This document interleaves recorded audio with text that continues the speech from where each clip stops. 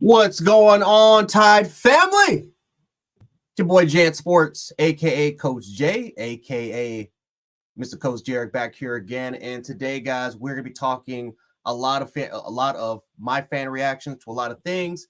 We're gonna go over just a few things. We're gonna talk about some of the players who we believe could shine the combine. We're only about 2 days away from the NFL Combine, I believe, or maybe about a day or two. It's, you know what I mean. We're close around the corner. We're going to talk about college football. Is it dying in front of our eyes? We're going to talk about Big Ten versus the SEC. Since let's be honest, that's the superior conferences. We're going to talk about which teams we believe can surprise, can pretty much be the most surprising in the SEC conference. And then, of course, we're going to go to your Q&A questions. But before we begin, because I actually want to try something, Let's see. What's this? I want to try something. I want to try something. There we go. Yes, sir. There we go. That's what I'm talking about. That's better. We got to get that room settled in. What's going on, Janet Forsyth, Xavier Baker, Kimberly Harmon, Dustin, Caitlin? What is going on, ladies and gentlemen? Let me read the room. Let's read the crowd real quick, guys. Let's read the crowd. Who else we kind of got in here? Joseph. Already got Kim, Rich B, Moon Rocka. The regular suspects. Jared, Thomas, Roll Tide from Wisconsin. I'll be in Wisconsin, by the way. I'll be in Wisconsin in September. Believe that. I will be in Wisconsin. Let's see who else we got. We got Mickey Pate in the building. Coach Jarek, Roll Tide, my friend. Roll Tide to you. Got my boy John in the building. Yes, sir. Yes, sir. Yes, sir. Yes, sir. Yes, Janet, I've been practicing. Like, I ain't gonna lie. Like I said, I'm not great with last names. I've been practicing reading some of you guys' last names. I swear. I've been going hard, man. I've been doing some homework. Tony Jones in the building. What's going on?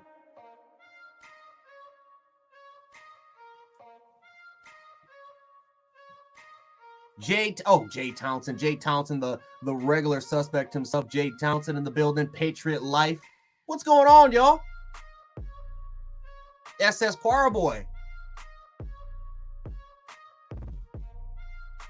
Hey man, listen. I'm still a student. I'm still a student. You know what I'm saying? I'm trying to get the master's. You know what I'm saying? So I gotta. I'll be in the library a little bit, brushing up on my dictionary. You know what I'm saying? I'm trying to get it in, Caitlin. I'm still trying to get it going. Who else? We got Ruben Poole in the building. We got, like I said, Thomas. Thomas is in the building.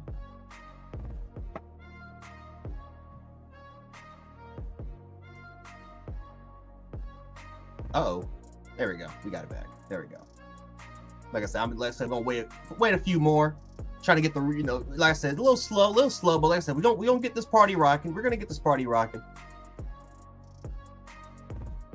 Just a little bit. But how have y'all been? How have y'all been, man? How is your beautiful Tuesday?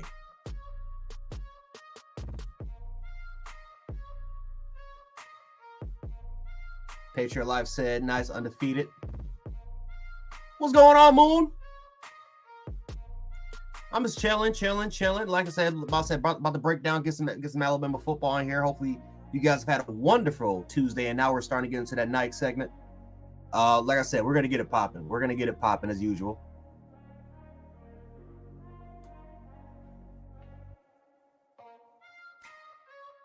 Yeah, I got my sleep, Janet. I literally as soon as I got off, I ate some Cheetos, and I was knocked out. Cheetos was my dinner.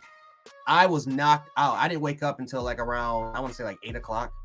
Literally as soon as I got off, I was out like a baby. So I got some beautiful rest, and a lot more energized, definitely compared to how I was yesterday. And so, like I said, hopefully we can bring it. Hopefully we can go ahead and bring it.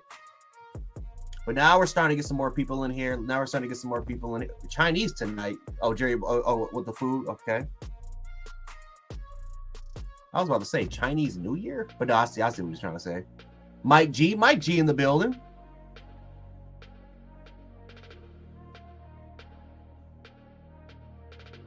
tickets for Alabama versus Wisconsin game. We're going for as much as $600 a ticket. Yeah, that ticket price is about to go up, Thomas. Like they're about to go up massively during that game. I got to get my tickets pretty soon. I got to figure out the location because I don't know if it's going to be in. I don't think it's going to be in Madison. I think it's going to be in Green Bay. I think that's going to be in Green Bay because last time when we had this crossover, LSU played Wisconsin. That was in Green Bay. So I got to figure out the location. I hope it's in Madison, man, because I do want to see jump around. Like that's a very, very cool tradition. But yeah, I definitely plan on going to that game since it's a lot closer to me. But you know, I got a lot of other plans that I want to try to do for Alabama games, and like I said, the undefeated. Hopefully, like I said, man, there's a lot of things that I've been thinking about that we all could be doing, not just us coaches, but you know, the chat. Hopefully, have some meetups, maybe have some events, just some get-togethers, and just having a good time. Whether if it's traveling, whether if it's at home. Hopefully, we can start having a lot more of these kind of, you know, more fan interactions and events. I think that would be really, really cool. So that's why I just can't wait for the season goes. I know Coach Mook. I know, like I say, a lot of you guys will meet Coach Mook once when 8A comes. So man, yeah, I'm excited. That Wisconsin game, I'm definitely going. I'm definitely going to that game. So I'm super stoked. Crimson Blood Tink in the building. We got around 82 people live. Like I said, hopefully we can try to get those numbers ramping above up. Of course, you guys know what to do, guys. Make sure to hit the like button, share this stream, subscribe. Of course, I think right after me, you know, I think you're gonna have. I believe Coach Marie. No, he's out. I think he's out for the rest of the week. But Coach Sean, Coach Mook, the usual suspects, they will be on right after me. So definitely make sure to show this live stream some love. Of course, if you want to be a fan member, this is the perfect opportunity, guys, because the next week or two we're gonna have a lot of videos posted up. I can't wait for it. We're gonna be talking inside linebackers. We're gonna be talking, you know, inside linebackers, quarterbacks, pretty much all the different positions.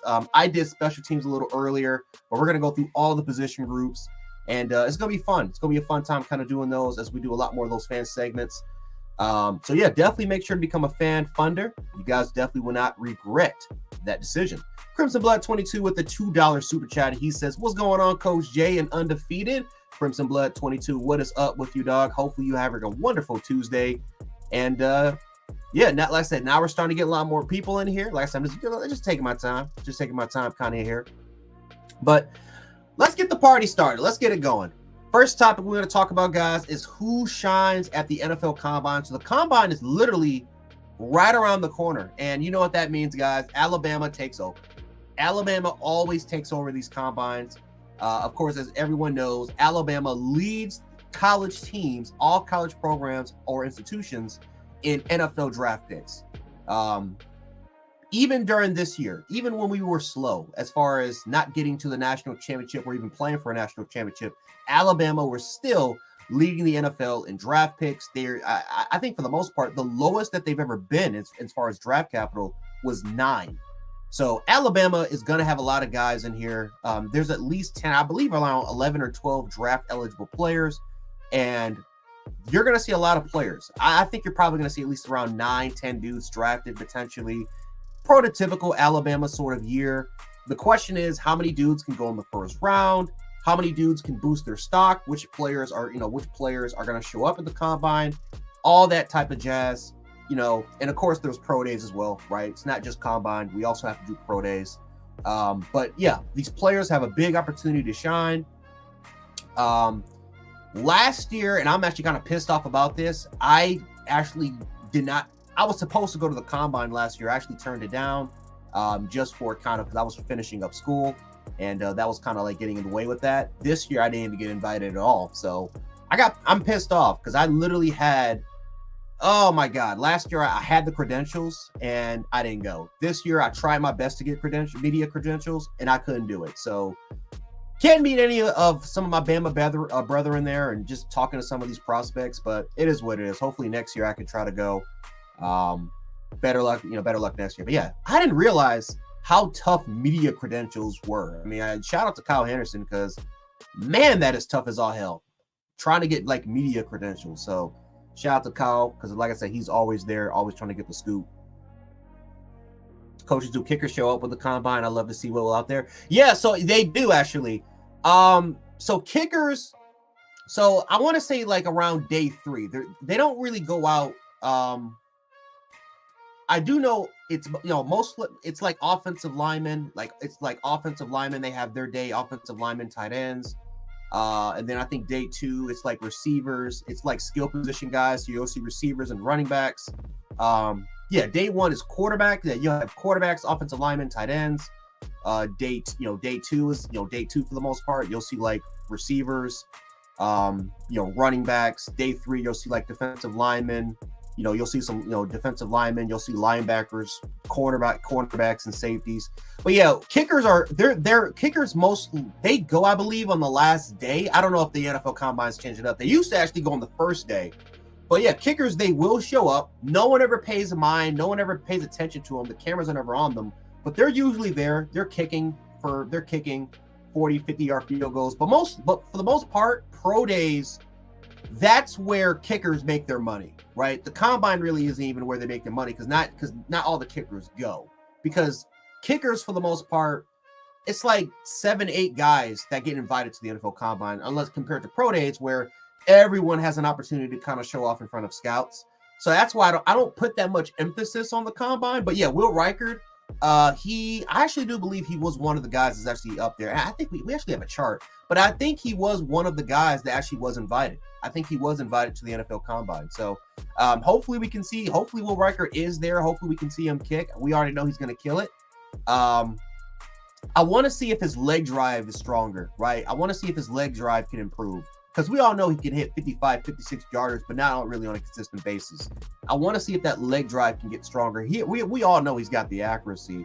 But yeah, overall wise, I'm excited to see what Will Reichard can do. And hopefully, if not the combine, if he doesn't really perform well there, pro day is a big opportunity going to be for him. Let's see. Jake Townsend, of course, with his membership. Let's see what he wrote here. He says, "Good evening, beautiful ladies and ladies of the undefeated, all my brothers of the undefeated. Roll Tide. Can I get a hello and a roll tide?" What's going on, Jay Townsend, bro? You're always gonna get the hello. Always gonna get the hello, my brother. Always gonna get it. Of course, Janet says, "Me too, Coach Jay."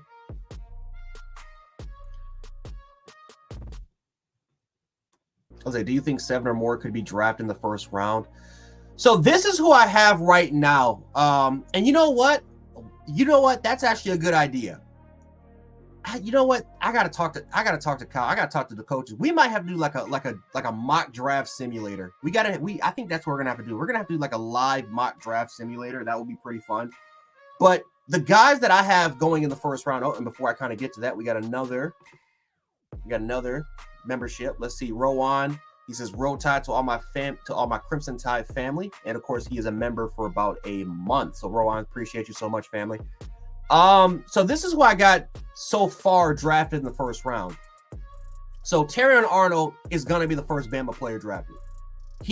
This dude is hot, and I've actually talked to a couple of former scouts that worked for the Buffalo Bills, that used to work for the Buffalo Bills. Of course, they work now in the local media market, and of course, they actually some of them actually they teach actually at my school at Buffalo State.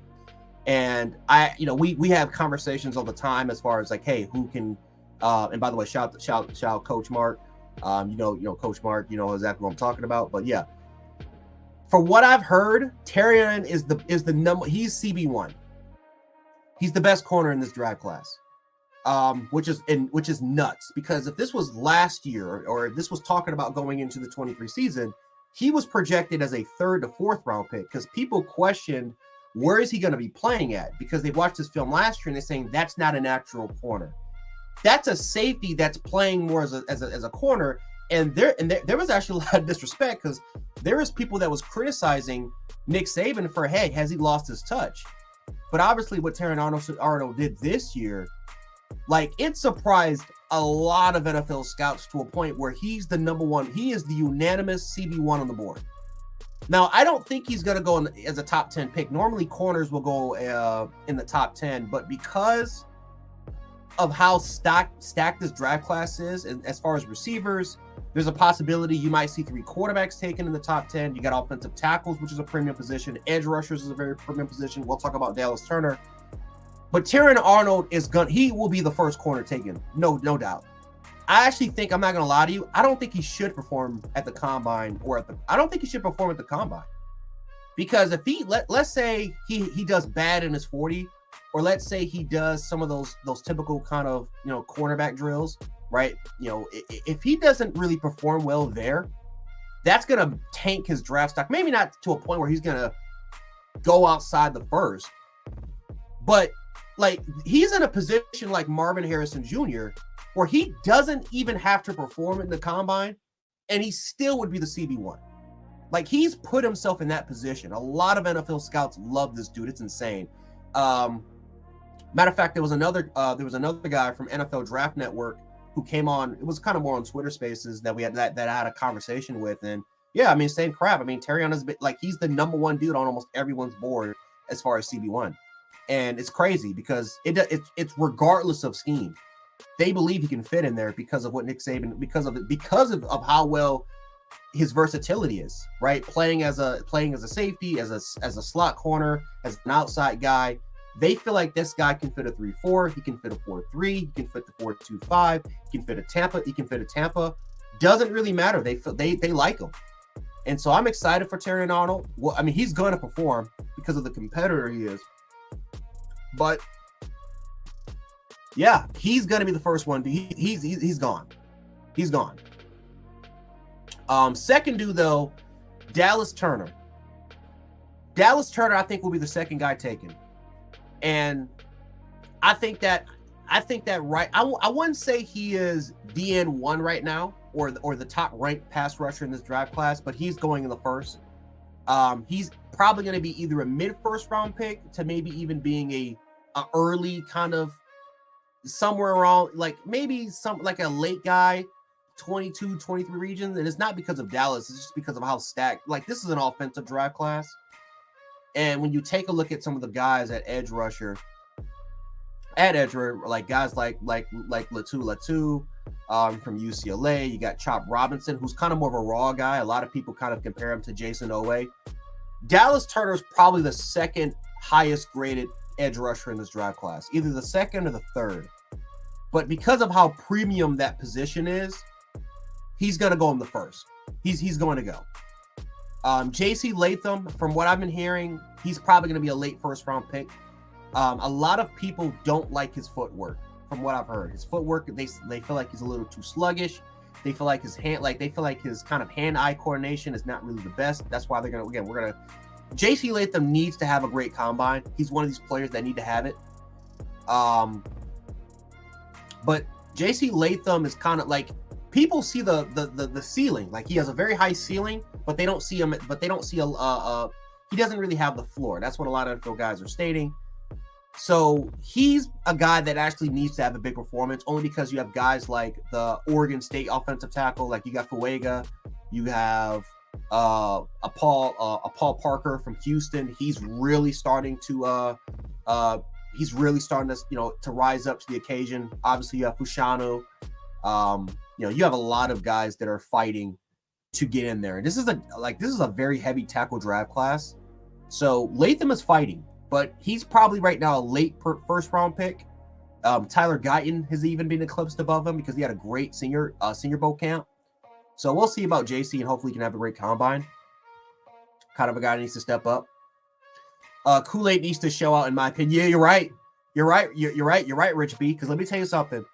A lot of people, they love Kool-Aid's talent, but they don't love his energy on the football field, if that makes sense. And this is pretty much me, Coach Sean, and Coach Moo. We talk about how sometimes Kool-Aid gets in his own way. There are times where he takes play. Like, there are times where you can kind of see him take plays off. You can see that for the most part, he's not following the assignment, and he's kind of doing his own thing. And I think the biggest criticism for Kool-Aid, he doesn't turn his head around when the ball's in the air. Now, he improved a lot. I think he improved a little bit this year as far as turning his head and trying to locate the football, but that still was an issue. So from what I've heard, there's a lot of scouts that are concerned, and it's not really a fair criticism because he hasn't really done anything off the field, but they have concerns about what type of player is he? What type of player is he? Like, we talk about Terran Arnold and the hustle, the ability to execute at a high level, playing in different roles and not complaining about it.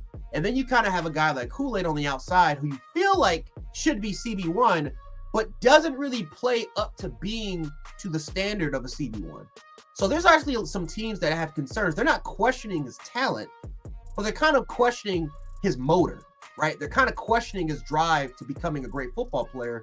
And right, it's kind of like a Armin. It's kind of like a Damon Arnett type thing, where Damon Arnett had like high potential, could have been a CB1 in this draft class, ended up being like a CB5, still a first round pick. But obviously, you look what he's now with the Raiders. I mean, the dude is, you know, he's not even in the National Football League anymore. So there's concerns about Kool-Aid from what I've heard. I think Kool-Aid will still land in the first round, and I think that there is some unfair criticism going in his way. But you know, it's like once NFL teams kind of get a hold of that, they get a hold of information, whether if it's true or not, they're going to hold on to it. They're going to investigate a little bit more. They're going to start asking a lot more questions. NFL teams are very, very picky, dude. Like, they will go in your personal business. They'll ask your elementary school teachers, how was this kid as an elementary student? How was this kid in middle school? What was his attitude like in high school and college? Like, they'll ask all of your teachers that you ever had in your life. They'll ask all the coaches you have. They are going to investigate you. They like it's no tomorrow. Like you're on trial or something, you know? So, you know, once you hear like these little rumors going around and these little details that are kind of floating about, it's not really a great sign. So I agree. Like, Kool-Aid, he has got to show up at combine. That's one player that I think has to. I think he still goes in the first, even if he has like a subpar combine, because I think you can't really ignore the film. And I think he's had a really, really good 2 years. But there are some concerns about his motor and his drive to become the alpha and to become the top-notch player at Alabama. Because let's be honest, he wasn't. Terran Arnold was the top-notch king. He was the alpha of that secondary. And Kool-Aid kind of took a back seat. Still was really good. But you watch that Michigan game, like you watch games like that where it's kind of like, well, yeah, that's kind of how he's been all season. It's kind of been there where one play he looks fantastic. He looks like the best corner in the draft. And other plays, it's like, who is this guy? So we'll see what happens with Kool-Aid. And hopefully he can have a great combine, but he needs it. He needs it for sure.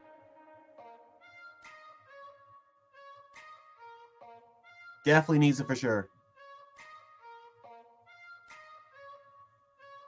Right. Like, he needs to the intensity, the drive, the motor, that has to get better. That's got to improve, man. That's got to get better. And that's, you know, NFL teams will take the littlest details and they'll put it against you. And I can guarantee you in a lot of these interviews, it's going to be a lot of personal, it's going to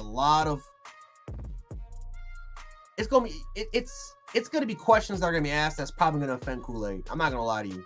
Just because of the rumors and the stuff and just the stuff that you see in film, it's going to be a lot of questions that's probably going to offend him in these interviews. I can already see it. But like I said, hopefully he kills it. Hopefully he brings the intensity, the drive, and he ends up and showing exactly what he can do, which is being a top corner in this draft class. But honestly, I think I see 4 guys right now going in the first round. If there's some other guys that can slide in there, potentially slide, Chris Braswell. Chris Braswell needs to test well at the combine as well, guys. Chris had a solid spring. I don't think he dominated. I thought he was solid. I thought everything that he showcased in that spring game was exactly what he showcased in his film. And I think that's a great thing. And if he can test well at the combine, maybe not like, let's say like a 4.5 or 4.4, because that's not Chris. Chris is a sub 4.7 guy, maybe even a sub 4.8 guy. But he has great bursts off the line of scrimmage. He's very, very quick. And like I said, he's very, very technical with his hands. So if he can just showcase the ability that they see on tape, which was being the number one pass rusher in the country as far as pass rush win rate, I think Chris Braswell he could potentially slide. Right now, he's like an early second round pick, but could he potentially be a late first rounder guy? Maybe. It's going to be tough. It's going to be very, very tough because he's not the lengthiest guy, right? He doesn't have the longest wingspan. He's 6'2", 250 pounds. And so when you kind of take that into consideration, especially because he can play in a 4-3 defense. He's probably going to be a 3-4 guy. Honestly, if there's any team that I think can draft him, I think the Baltimore Ravens. I think if there's any team that I think that wants to draft him, I think the Baltimore Ravens could do it. I think he could. That Ozzie Newsome type style. That could potentially be it. Maybe a Shaq, maybe the Tampa Bay Buccaneers. Maybe if they decide to trade back, and maybe if they decide to kind of because they're a divisional team. So maybe the Tampa Bay Buccaneers. They just lost Shaq Barrett. They just released him, and Chris Braswell is very similar to Chris Barrett as far as his size and kind of more, and I think that he's a lot more of an advanced pass rusher than Shaq Barrett was coming out of Colorado State. So he's more team specific though. Like, I don't think he can just go to any team and I think he's going to do well. He's more team specific. And so when you have guys that are more team specific, those are probably going to be the guys that are going to be borderline first rounders. So yeah, Chris Braswell, I can see sliding, but he's got to have a great day at the combine. He's got to have a great day at the combine. I think he looked good in purple. Yeah. I think another team too, and if the Minnesota Vikings, if they decide to trade back, they need another edge rusher. That's another possibility. But it's really between, I think, two teams at this point. I think Baltimore and I think Tampa. And I think I'm more inclined to saying that if there's any team that's going to really draft him just because of need, it would be Tampa and the style of defense that they already have there anyway. So that's what I can see, especially because you have Todd Bowles. Todd Bowles is more of a 3-4 guy. So I could see him. I could really see him going to Tampa Bay and kind of riding off there. I'm trying to think any more guys that can slide in the first round. Oh, Jermaine Burton. That's the last guy I want to think of. So Jermaine Burton. Jermaine Burton is the last player that I think could potentially slide. Now, the crappy part about Jermaine Burton is because he didn't really dominate in the regular season, I think that can... Oh, boy, this is why I say, man, it sucks. It sucks, man, that Jermaine Burton didn't have Bryce Young. Last time, I'm not going to kill Jalen Miro, but this is just one of those years where you wish Jermaine Burton, what he did this season as far as improving his route running, right, being more of a route tactician, fixing up his release, being a lot stronger, being a lot quicker, fixing up his hands. The improvements that you saw from Jermaine Burton this year, I wish that was with Jermaine Burton last year. Because if it was with him last year, he would have left a year early and he would have been easily a first-round pick. Jermaine Burton, I'm going to say this, guys. He is going to run a sub-4. He's going to run a sub-4.4. Probably an early sub-4 guy, 4.4 guy. He's going to kill it in the vertical leap. Probably going to get like 35 inches in the vertical leap. He's a great broad jumper. Probably going to be like a 10.5-inch broad jumper, maybe 11. He's going to kill it in the 3-cone drill. He's going to kill it in the 10-yard shuttle. Jermaine Burton's a combine warrior. He's going to test extremely well at the combine. He's going to kill at the receiving drills. And that could bump him to first-round status. The problem is, because this is such a stacked year for receivers in this draft class, I don't know how many of these dudes are going to go in the first round. Like, you got to, like, you're not competing with Malik Neighbors and Brian Thomas, not Malik Neighbors and Rome and Marvin. Those guys are gone. But then you have to compete against who's the Oregon receiver? Troy Franklin. You got to compete against Troy Franklin. You got to compete against Brian Thomas. You have to compete against who else? And Xavier Leggett. And he is going to be a combine warrior. Lat McConkey has been murdering the Senior Bowl practice. He murdered the Senior Bowl with those practices, and I think he's going to murder the combine with this route technique. He's going to kill it there. Right? And then you have to compete against other guys like Malachi Corley, right? You have those type of players that you have to see. Like, this is not going to be this is not easy.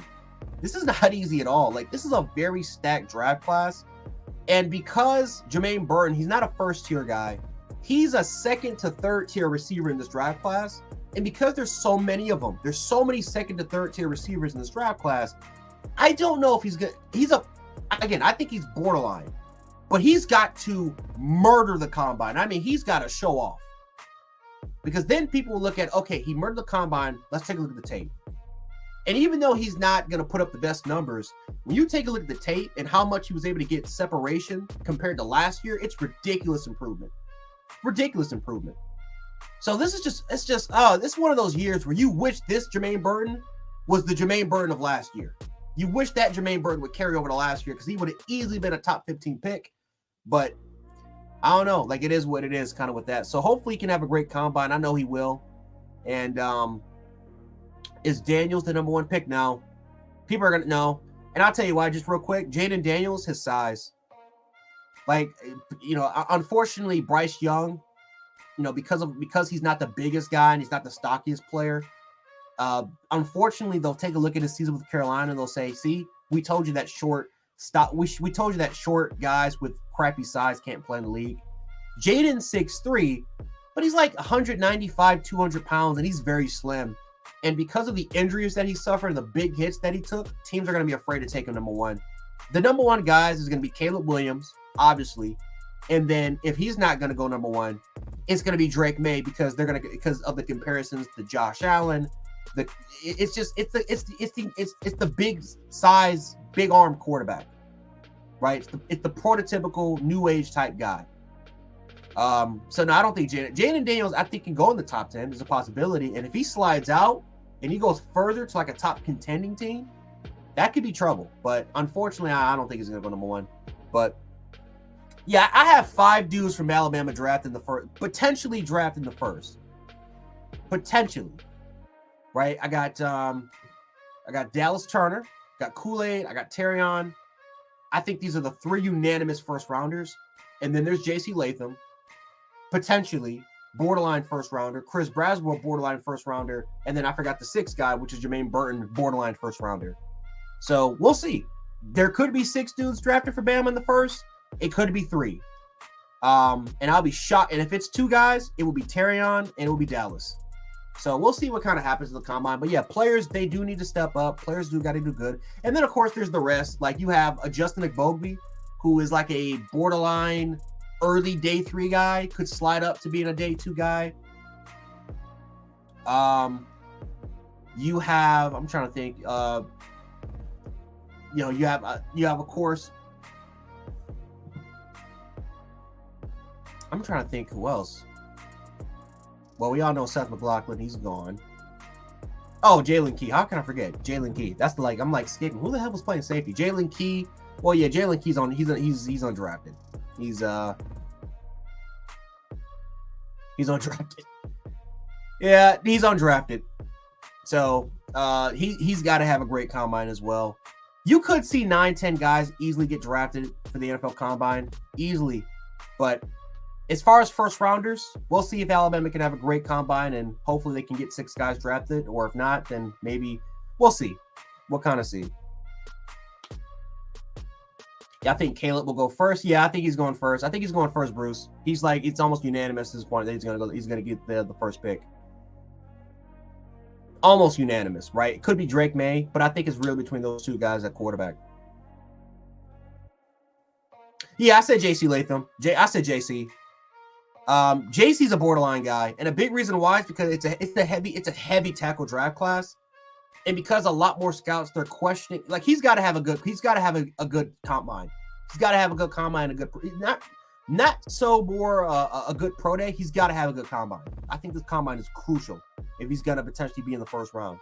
There's a lot of tackles, unfortunately, that like rose up their game in Senior Bowl week. It's going to be hard. It's hard. It's going to be hard. So we'll see. We'll see what he can do. But kind of moving on to the second topic, because I ain't gonna lie, I did not think I was going to keep the NFL comment that long. But hey, it's like right around the corner. It is what it is. But kind of moving on real quick to the second topic, is college football dying? Short answer, yes, it is dying. And I'm not going to be too long on this topic. College football is dying, dude. And for those who don't believe me, look what's going on right now. NIL, high school recruits getting recruited and with incentivized NIL deals right before they're even getting to college. You have these minor violations, tick for tack, that the NCAA is still trying to prove. They try to pull off big violations on Tennessee, Virginia, absolutely backfired. And the funny part is the NCAA has not won. They have not won. They have not won. Every single lawsuit that they have, every single violation that they have filed, they have been in return. They've gotten sued. And they've lost every single time. The NCAA is a joke. Obviously, you got the Big Ten Conference and the SEC. We're going to talk about that as our third topic. The SEC, the Big Ten, they're controlling everything. You have all these streaming services like Netflix that's trying to get into it. Apple TV is fighting. It's like a battle between the Big Ten and the SEC for Apple TV. Amazon Prime is trying to get their hands on college football. And it used to be with the ACC, because obviously the ACC has a contract with ESPN, but the ACC is not. It's not a long-term contract like the SEC. So Amazon Prime, there's been some kind of rumors of them dealing here and in, but because of Florida State wanting to leave, Clemson wanted to leave, all these universities, Miami is in the running for potentially leaving the ACC conference. The Amazon they backed away from that potential negotiation or that potential kind of conversation. So the ACC is dying in front of our eyes. The Big 12 is a complete joke, because I'm telling you this right now, that conference will not be competitive at all. At least for TV ratings and viewership, they're going to get blown away by the Big 10 and the SEC conference. The Pac-2 is the Pac-2. They'll eventually kind of form it with Mountain West teams and FCS schools. No one cares. No one's going to watch it. And then, of course, you have the American Conference, which, let's be honest, the American Conference will die out for at least in probably the next 5 years. So you have the Big Ten, the SEC. You have all these unrestrictions on NIL, which is we're basically recruiting high school kids, including, by the way, middle school kids. It's to a point now where NIL deals are going to middle school kids. They're getting incentivized with middle school kids. They're going to these 7-on-7 camps. They're approaching these parents. They're approaching these kids. They're incentivizing they're incentivizing the big dollars to these kids. It is all hell is breaking loose. And the NCAA can't do a damn thing about it. No matter how many minor violations that they can try to file, they will lose every single time because they have no power. They have no power.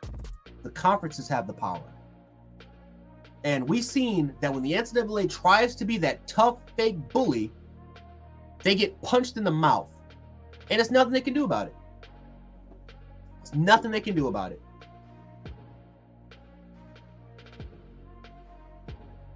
Jen, I got cable too. I got files. I got files. Let's be honest, Jen. I got files because of the internet's great. But still I got files. I'm about to cancel my crap. Like, I have not used my cable box in such a long time, it doesn't make any sense. I only use my cable box when football's on. I only use it. But like, what's the point? ESPN has their streaming services. Netflix just bought the WWE, and they're now trying to get into like these sports things. Like, they're trying to get into sports now. Everyone's using streaming services. The MLS earned $500 million last year in 4 months because of Lionel Messi with their MLS season pass. Inter Miami became $1 billion franchise because of MLS season pass on Apple TV. Like, that's the future. That's the direction where sports is going towards. And I'm telling you, it's dying. It's dying in front of our eyes, guys. And unfortunately, college football, it's gonna turn into something that we all don't want, and that's a minor league. Look, Crimson Blood cut his cord in 2017. It's like, what's the point? I switched to YouTube TV. Exactly. People switching to YouTube TV. Like, there's no point. It's no point, man. Instead, really better pray that that Congress grant them. They're not going to do it. They're not going to do it. I don't believe they're going to do it. I know they're praying. They're not. I do not believe they're going to do it. This is going to be all hell.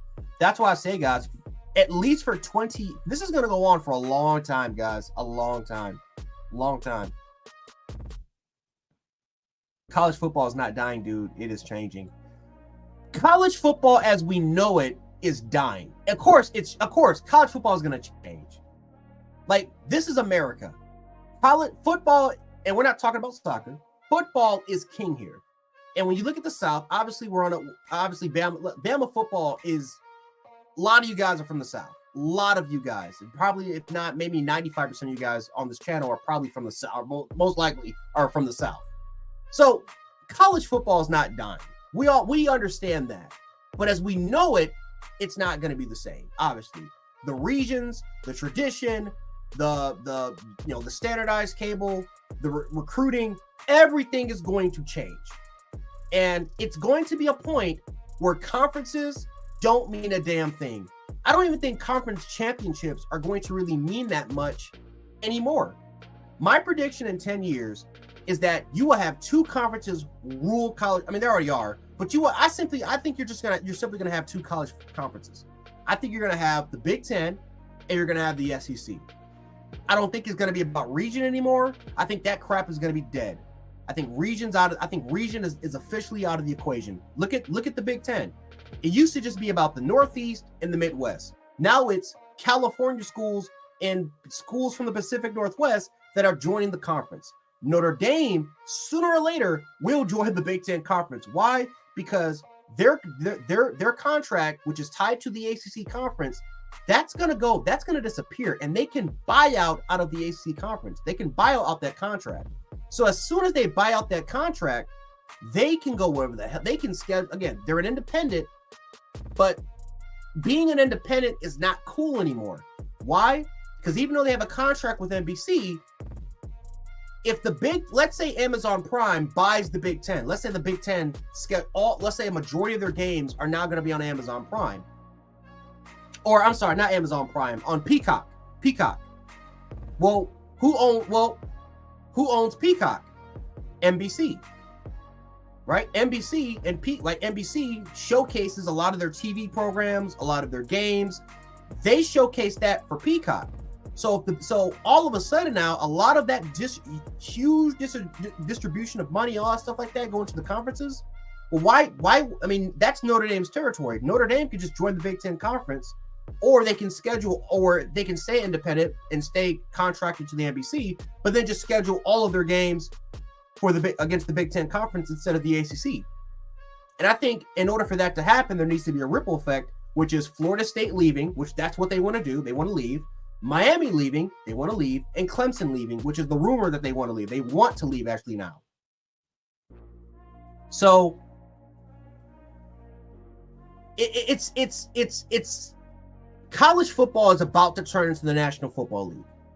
The things that we love about the sport is about to turn into the NFL. And I know people, and I know some of you guys are in this chat, specifically only watch college football. You don't even watch the NFL. You specifically watch college football because it's different.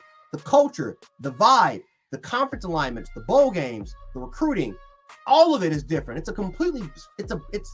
a different sport from its presentation compared to the National Football League.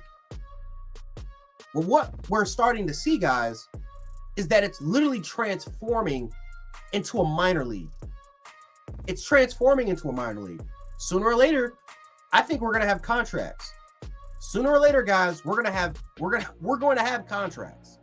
Sooner or later, there's going to be to a point where I think the 3-year requirement will be out the window. Why? Because the NFL with running backs with the running back association, they're trying to fight for players to leave a lot earlier, which could stay for college for about a year or two. They want to fight for that because of obviously the running back position being devalued and the amount of punishment they take. But you have players in their association wanting to change the requirement of staying in college for at least 3 years. So I mean, it's changing, but it's becoming a different sport, and that's why I say college football as we know it is dying. It may transform, but it's literally turning into a professional league. And that may be good for some, maybe bad, but this is the way it is. This is the kind of the way it is. But kind of making that transition over real quick, Big Ten versus SEC, because these are the two premiers. These are the big dogs. These are the bullies. These are the Siberian tigers. For those who watch Animal Planet, who wins? Who wins this year? Last year, I thought the Big Ten. Overall, Michigan won a national championship, but I thought the Big Ten had a little bit. They had a solid year, right? You had Penn State, you had Ohio State, you had Michigan. Obviously, were great schools. Penn State lost their bowl game to Ole Miss. Ohio State, they lost their bowl game to Missouri. So obviously, when you look at the SEC in totality, for the totality, yes, the Big Ten I think had a better non-conference record in the regular season. The SEC had a much better bowl record, especially against the Big Ten. And then obviously, Michigan won the national championship and they beat Alabama, the SEC representative. They won, for winning the Rose Bowl and then eventually win the national title against Washington. So who wins? Now, obviously, it's a bigger factor, right? You got ratings. Obviously, you have what has to happen in the football field, which is win-loss record. But ratings matter most. And at the end of the day, the SEC was still king. The SEC was still king. They controlled the ratings last year, and that's what they all care about. That's what they all want. So, okay. There you go. Must say my computer was selected. Crimson Blood, the $2 super chat. He says, Coach Shay takes are honest and refreshing. I appreciate you so much, Crimson, man. I try to be as honest as I possibly can. But yeah, ratings, money, that matters. But I think one thing that's not being taken into consideration is obviously the Big Ten has, obviously the Big Ten, they started last year working with CBS. This year, CBS and the Big Ten are loan sharks, right? The Big Ten, they're now with CBS. Gary Danielson and I forgot the other guy's name is. I keep thinking about Gary Lundquist, but he's not there anymore. You know what I'm talking about. But Gary, all those people, that's their problem. The Big Ten has to do with Gary Danielson. That's their problem. Alabama, the SEC conference, they are now alone with ESPN. And I don't think that, obviously with our commissioner, I don't think that ESPN are going to be the only, I don't think ESPN or Disney will be the only major company that's going to own the SEC as far as televised rights. I think sooner or later, I think Greg Sankey will work on a deal with another major platform to potentially stream SEC games, because I don't think it's going to be ESPN Plus. I don't think it's only just going to be ESPN Plus.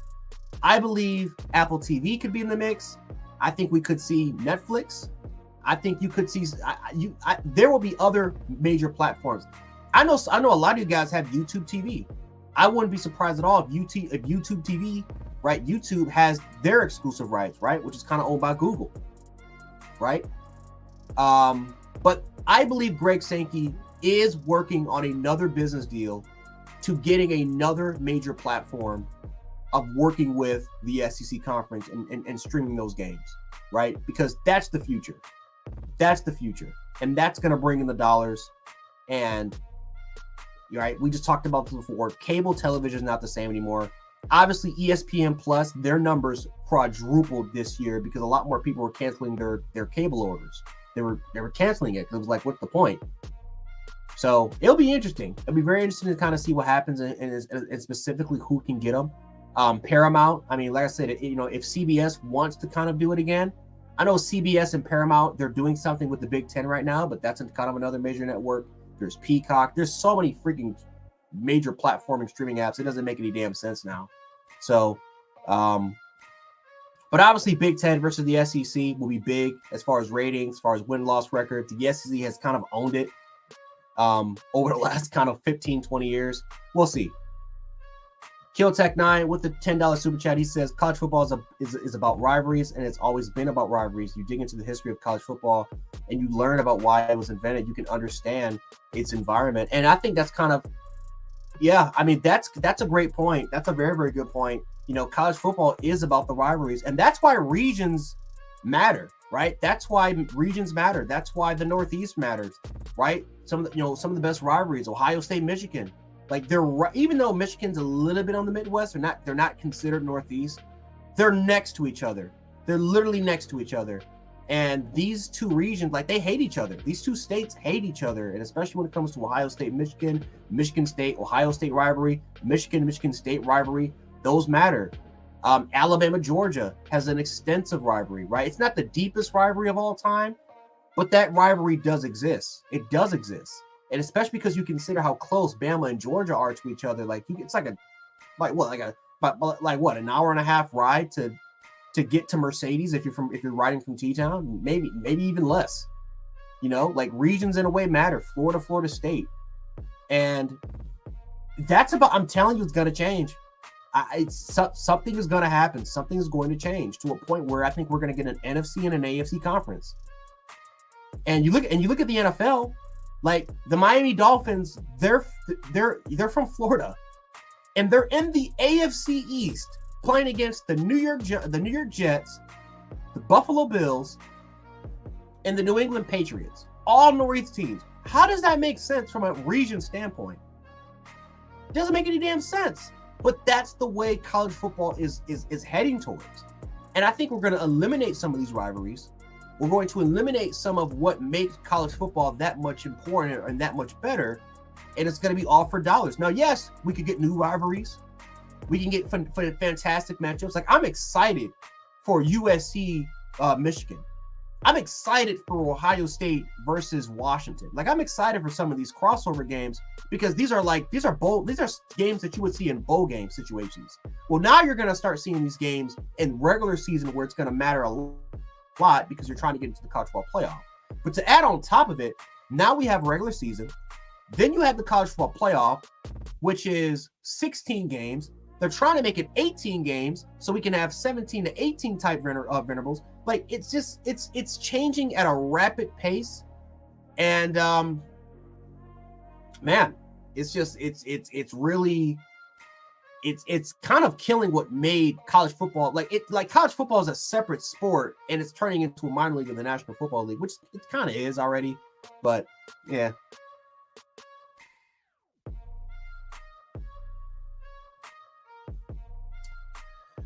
Well, last topic we're going to talk about, ladies and gentlemen, we're going to talk about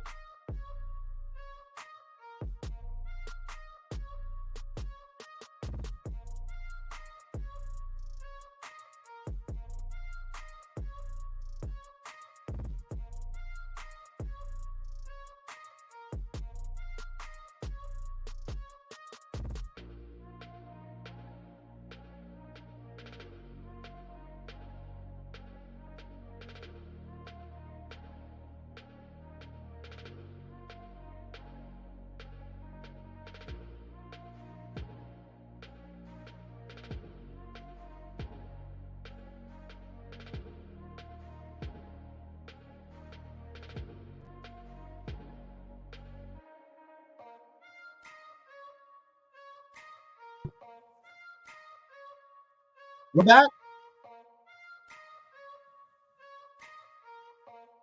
Do you guys hear me? The portal got exactly. They got me. I spoke too much on the truth. They got me. Can you guys hear me? Yes. All right. Yeah. Okay. No, I hit the exit button. That's on me. I was trying to get to a super chat and they just got on me. I apologize. Freaking computers. Apologies. All apologies. Freaking sing like Kurt Cobain. Oh boy. Jay must be on AT&T. You freeze messing with you freeze cheating. Oh, you freeze cheating, dog. Oh, dog, I can't do this. I cannot do this. I got the ghetto internet. Oh my god, man. I can't do this, dog. Y'all are a trip. Y'all are a trip, dog. Yeah, no, I'm gonna get to it. I'm gonna get to it, man. I'm gonna get to it. I'm just reading some of your comments, tripping out, making fun of me.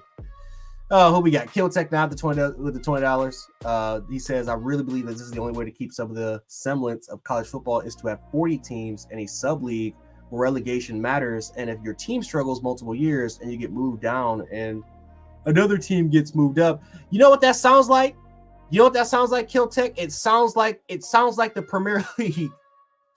It sounds like the freaking Premier League. It sounds like La Liga. It sounds like the Premier League. It sounds like the Bundesliga. It sounds like freaking European soccer, man. That's what it sounds like. It sounds like European soccer. But you know what? This is what it's coming down to. This is what it's gonna come down to, ladies and gentlemen. Cable TV is gone. The ghetto internet that I have is gonna be out the door. And then college football is gonna end up turning out like the Premier League. This is what it's going down towards. This is what football is coming to. Yeah. Like, think about that for a second, guys. Soccer is about to take back its name. We're about to call it football. It's about to call it football instead of football. Football or foosball.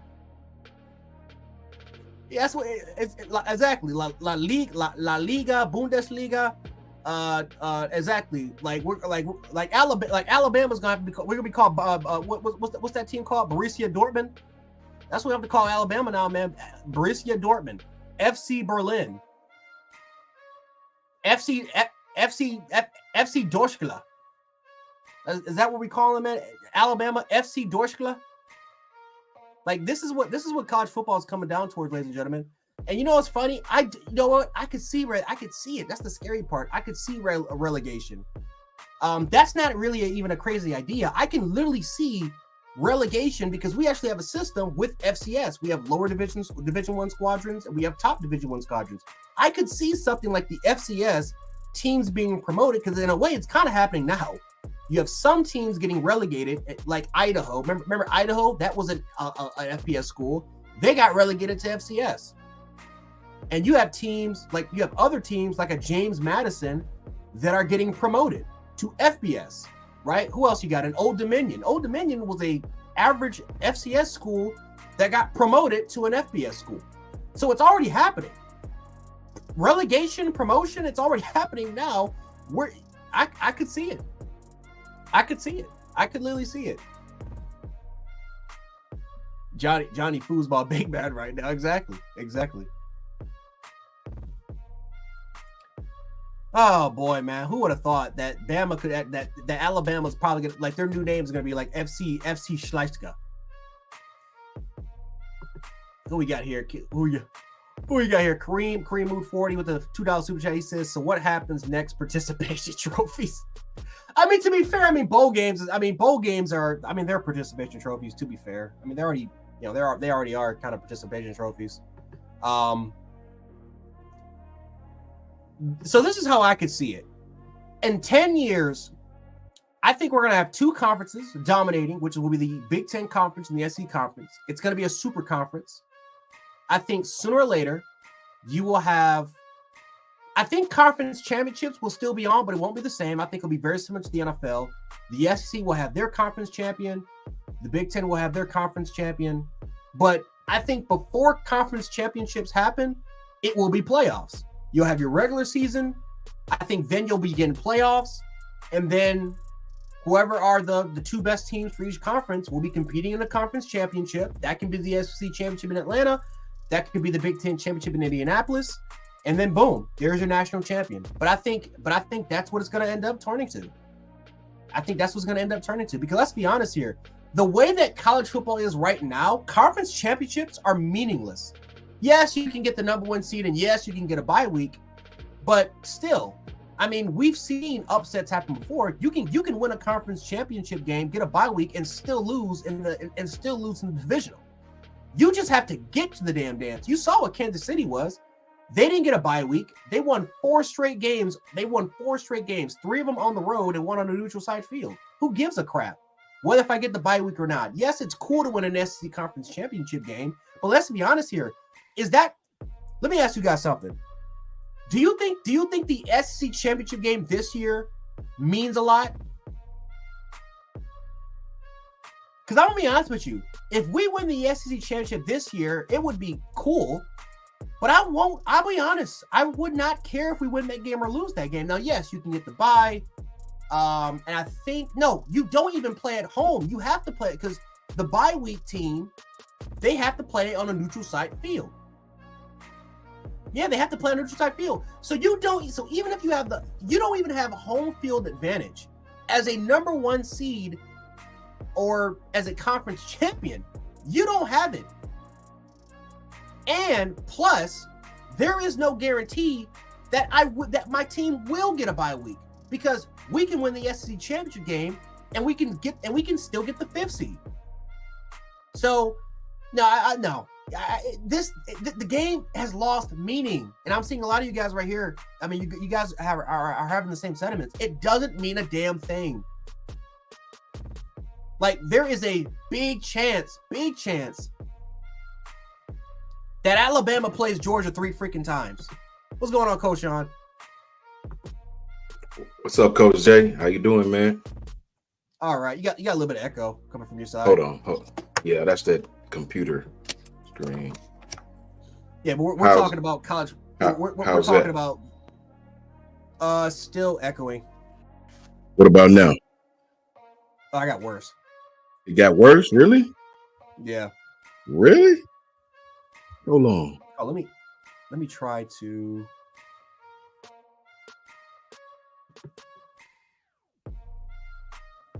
So the 2020 SEC. Man.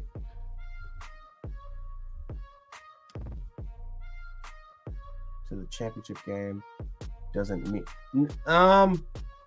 it holds a little meaning, but it doesn't. It doesn't really it doesn't really matter. That game I don't think really matters as much anymore. That game doesn't really matter. Yeah, you don't. It doesn't matter.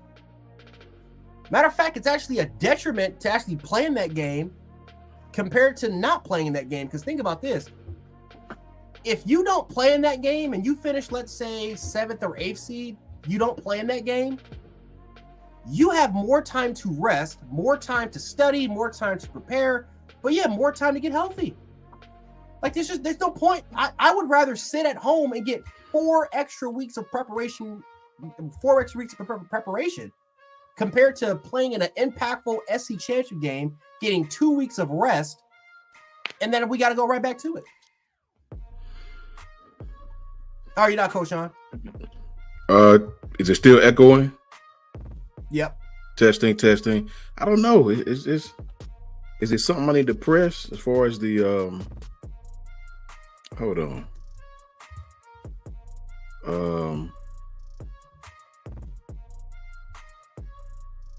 Hold on 1 second.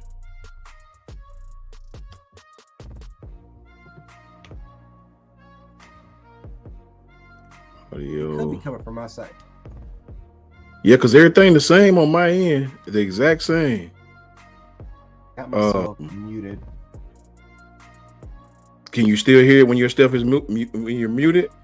Okay, they said it could be my end. It could be my headphones. That's what it could be. Because they said you sound good. They say you sound good. Dwight says the volume is high. Hold on. Let me cut this volume down. I think I might know what the issue is here. Yeah, they're saying you're good. Okay, so I think it's more it's not that. Yeah, they're saying it's more of probably my end, but it's not like, okay, not that big of a deal. Testing. How do I sound now, Kimberly? How do I sound, Brian, BB, Matt Forms? How's this sound? Saying sounds good. Sounds good. No echo. Okay, so that's just more of a me thing. That's fine. Okay. But yeah, Coach Sean, we were strictly talking about the SEC. Like, we're talking about the kind of the college football, how it's dying, and we gotta this upcoming SEC championship game. I don't think matters. I don't think that game really even matters. Right. I think it's going to be to a point, Coach Sean, where you in conference championship games. I don't believe you're going to see a lot of players play in that game. I think you may see some opt-outs. Because what's the point when if you don't play in that game, you have 4 weeks of rest before you get to play your first playoff game, compared to you playing that conference championship game. Then you have to wait 3. You do have a bye week. If you have a bye week, it's not even a guaranteed bye, by the way. So There's a chance of that happening, but if you don't get the bye week, yeah, you can win the game and you get a conference title, but you can play 17 games. There's still a chance of you playing 17 games because, you know, the person that doesn't make the playoff, they have to play 17 games, they win a national title. But the conference champion, it's not a guarantee. Plus, we all know, let's be honest, do we want to play? There's a chance we may play Georgia 3 times. Yeah. One in the regular season, one in the conference title, and then one of the playoffs, even if they don't make it in, even if they don't beat us there. And that's crazy. I'm telling you, Coach Sean, that is going to be, I'm telling you, if that happens, if we beat them twice handily, and then we get to the playoffs and we lose that game, let's say close, I'm going to absolutely rip the playoffs a new one. I'm going to rip them up. Because how was that fair? You got to play that team 3 times, man. Like we're in the National Football League. But I don't know. The entire playoff system sucks, man. It's crazy, man. I don't know how. You know what's so crazy about it to me? I read where in 2026 they were going to 16 teams. They want to push it. They want to push it further. I was like, what are they doing, bro? This ain't, bro. It's not even college football anymore, bro. It's not. It's crazy for a college kid to have to still go to class and playing 16, 17 games, man. That is crazy, man. And they have to play during finals. That's crazy. They got to play during finals. Look, they're student athletes, though, right, Coach Jay? Right. Mm-hmm. All about the money, bro. Money, money, man. More games, more TV money, more billions. And they're still keeping bowl season. They're still keeping bowl season, which nobody will watch. But they want to keep it because of the bowl of it, because of these locations that's paying these universities to attend. They're paying these universities, they're paying the NCAA to allow these programs to play in their location, advertise their products. You know, that's why you have the Pop-Tarts Bowl and the Cheetos Bowl and the Cheez-It, all these weird bowl names, man. It's sponsorships, these products trying to advertise their product. It's just a waste of time. It's just truly a waste of time, man. A big one. Yeah. A big one, Coach Jay. It's a big one. I'm anxious to see how they do all this stuff, though, man. I'm anxious to see the home games. I want to see what go on. I want to see how this works out. You know, with I just don't know how all this is gonna work out, man. I don't, you know. I mean, I'm not even sure how I know you were saying how the conference championship lines up, but I don't know the benefit of winning the conference. Like you were saying, I don't know what I'm sure it's some type especially in the SEC. Yeah, especially in the SEC. I'm sure there's some type of perk you get, a home game, maybe. I don't know. Right? You don't even get a home game. You get it. If you get the bye week, then you have to play in the neutral. That's where the neutral site games come into play after the bye week. If you play in the first round, the first round team gets the home field advantage. So you're not even. So even I mean, it's just like, yes, you get the bye week, you get an extra rest, but I get an extra week anyway if I don't play in conference championship week. I can just rest there. Yeah.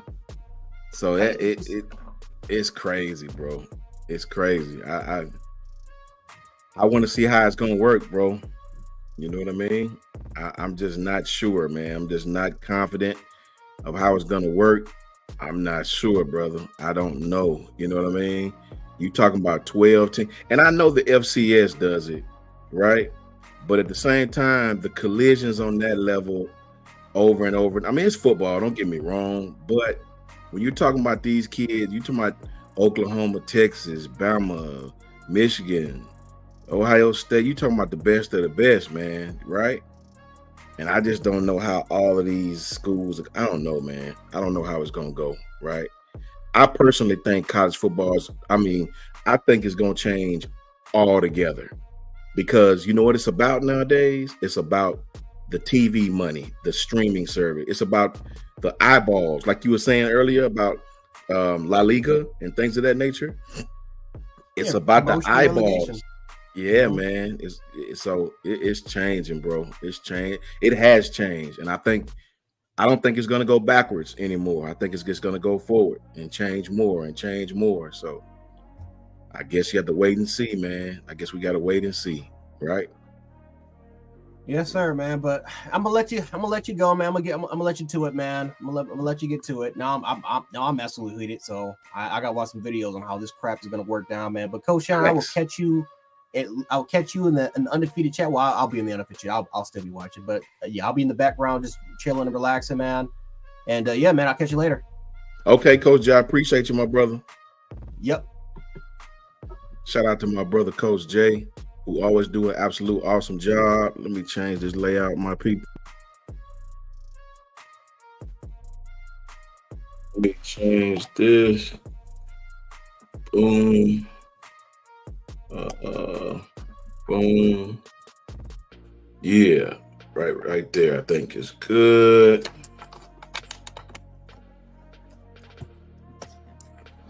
Yes. I think that graphic that I need. Yes, it is. Yes, that's what I need. Shout out to the undefeated, man. Hope you guys are doing well today. Beautiful night. You guys are feeling good, right? Shout out to Cynthia Middleton already. Cynthia, I appreciate you already setting it off. Let me grab you right quick. Boom.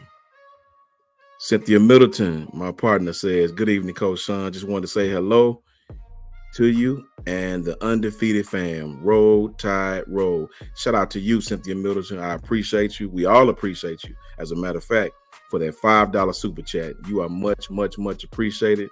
And hello right back to you, my friend. Glad you up in here. Glad you up in here. Thank you for tuning in tonight. I appreciate you, Cynthia. Shout out to all you guys in the chat tonight. Hope you guys are doing well. See Miss Ebony in there. What's up, Ebony? How you doing?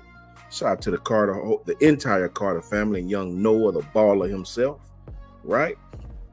Hope you guys are doing well. Much love to everybody who tapped in tonight, man. Crimson Blood 22. All my people that's in the chat, man. Let me see who we got in here, man. I need to see with my own my own 4 eyeballs of who in here, man. Is that my partner, Caitlin?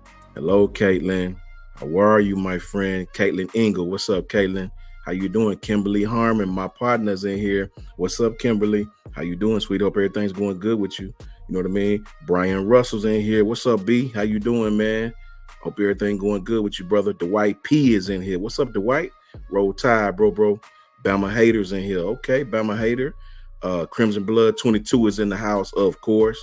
How you doing, Crimson Blood? Hope everything's going good with you, my friend. Carla M. Bailey. That was my partner, Carla. What's up, Carla?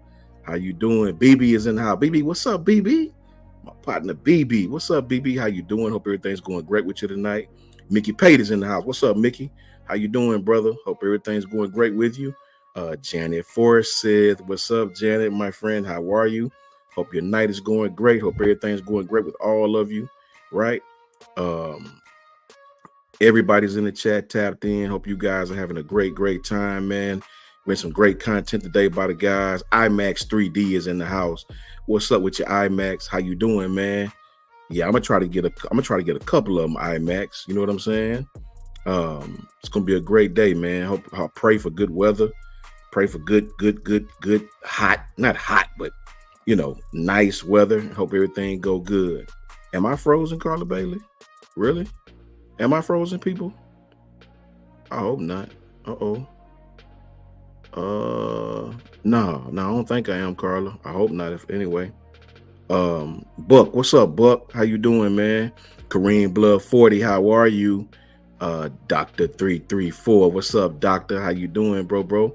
Hope everything going good. Steve and Angie, what's up with you, man? Stephen Angle, what's up with you, bro? That look like a L or I. What's up, Stephen Angle? I do that every time. I'm sorry, Stephen. How you doing, Stephen? Roll Tide to you, my brother. Jeremy Sanders, what's up with you, Jeremy? How you doing, man? Jay Parker's in the house. Jim Parker's in the house. How you doing, man? Buck, what's up, Buck? Man, how you doing, Buck? Where you been? How you doing, Buck? Hope everything going well for you, Buck. Joseph Davidson's in the house. Rich B's in the house. John M is in the house. Steven Scuba is in the house. Nicole Covington is in the house. What's going on with you guys? Jared, what's up, man? My hashtag partner. What's up with you, bro? How you feeling? How you doing, man?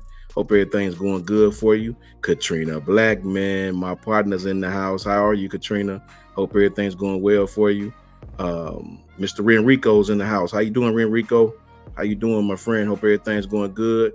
Roll Tide to you, man. Glad you guys tapped in. Matt Farms is in the house. Nene Bama's in the house. Mike G's in the house. Hope you guys are doing well, man. Darius Robinson. What's up, Darius? The homie Patriot Life. Patriot Life. What's up with you, bro? How you feeling, brother? Good to see you up in here, Patriot Life. Jeremy Mims is in the house. How you doing, Jeremy? Hope everything's going well for you, bro. Good to see you guys, man. Good to see you guys up in the chat. I'm about to see something, man, because it looks like my stuff is moving slow. Hold on 1 second, my people. Hold on 1 second. Let me see what's going on. Why is it moving like that? I don't know. This internet be tripping sometime, man. But shout out to the undefeated. Can you guys hear me okay? Okay, thank you, MJ, particular misfit. I appreciate you. If I do, please let me know in the chat so I can see what's going on with this stuff. How you guys doing, man? Hope you guys are okay. Want to cover a couple of things. I know, right, Carla? Right? Jeremy Sanders, what's up with you, bro?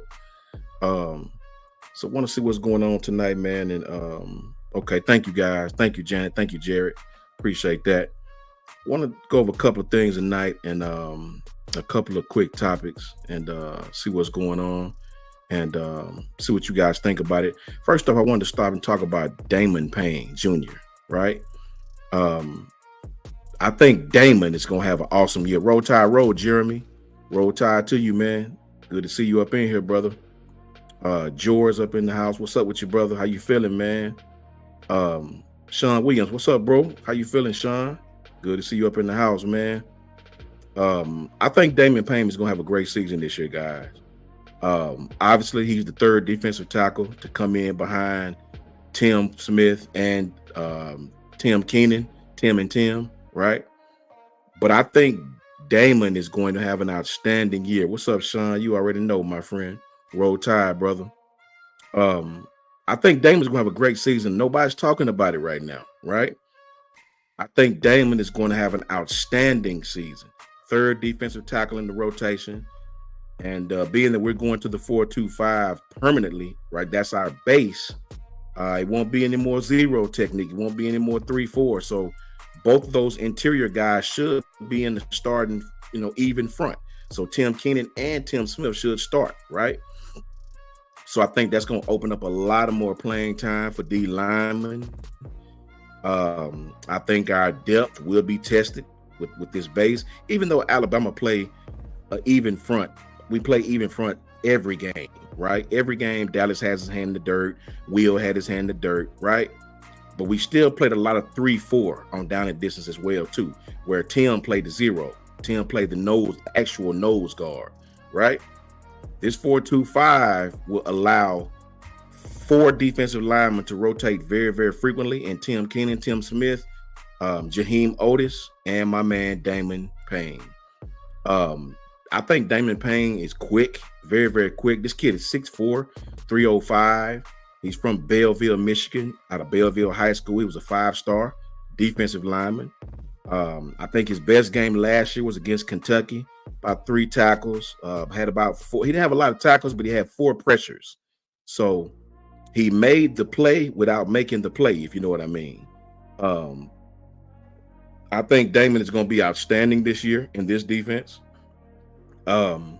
This kid, when I look at him, when I watch this game against Kentucky, this is a kid that's got decent hands, not great hands, but decent hands.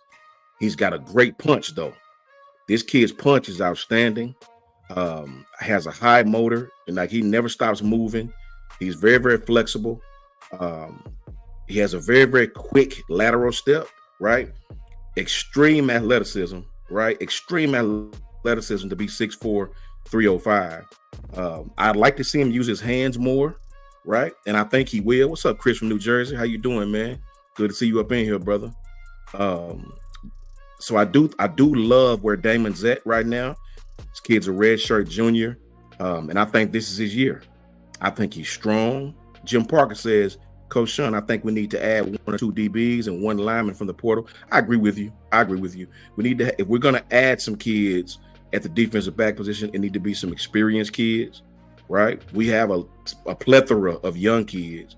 We need some kids who've played, who understands what it is to play college ball. And maybe 1 lineman. Yeah, I agree 100%. So I do expect Damon to have an outstanding year this year. I do expect him to come in as the 3rd defensive tackle, and I think he's going to be outstanding. This is a kid that is prevalent in playing the 3 technique. He can play the 0 if need be.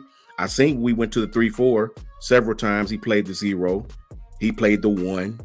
And in that 4-3, in that even front, he plays the 3 tech just as well as anybody.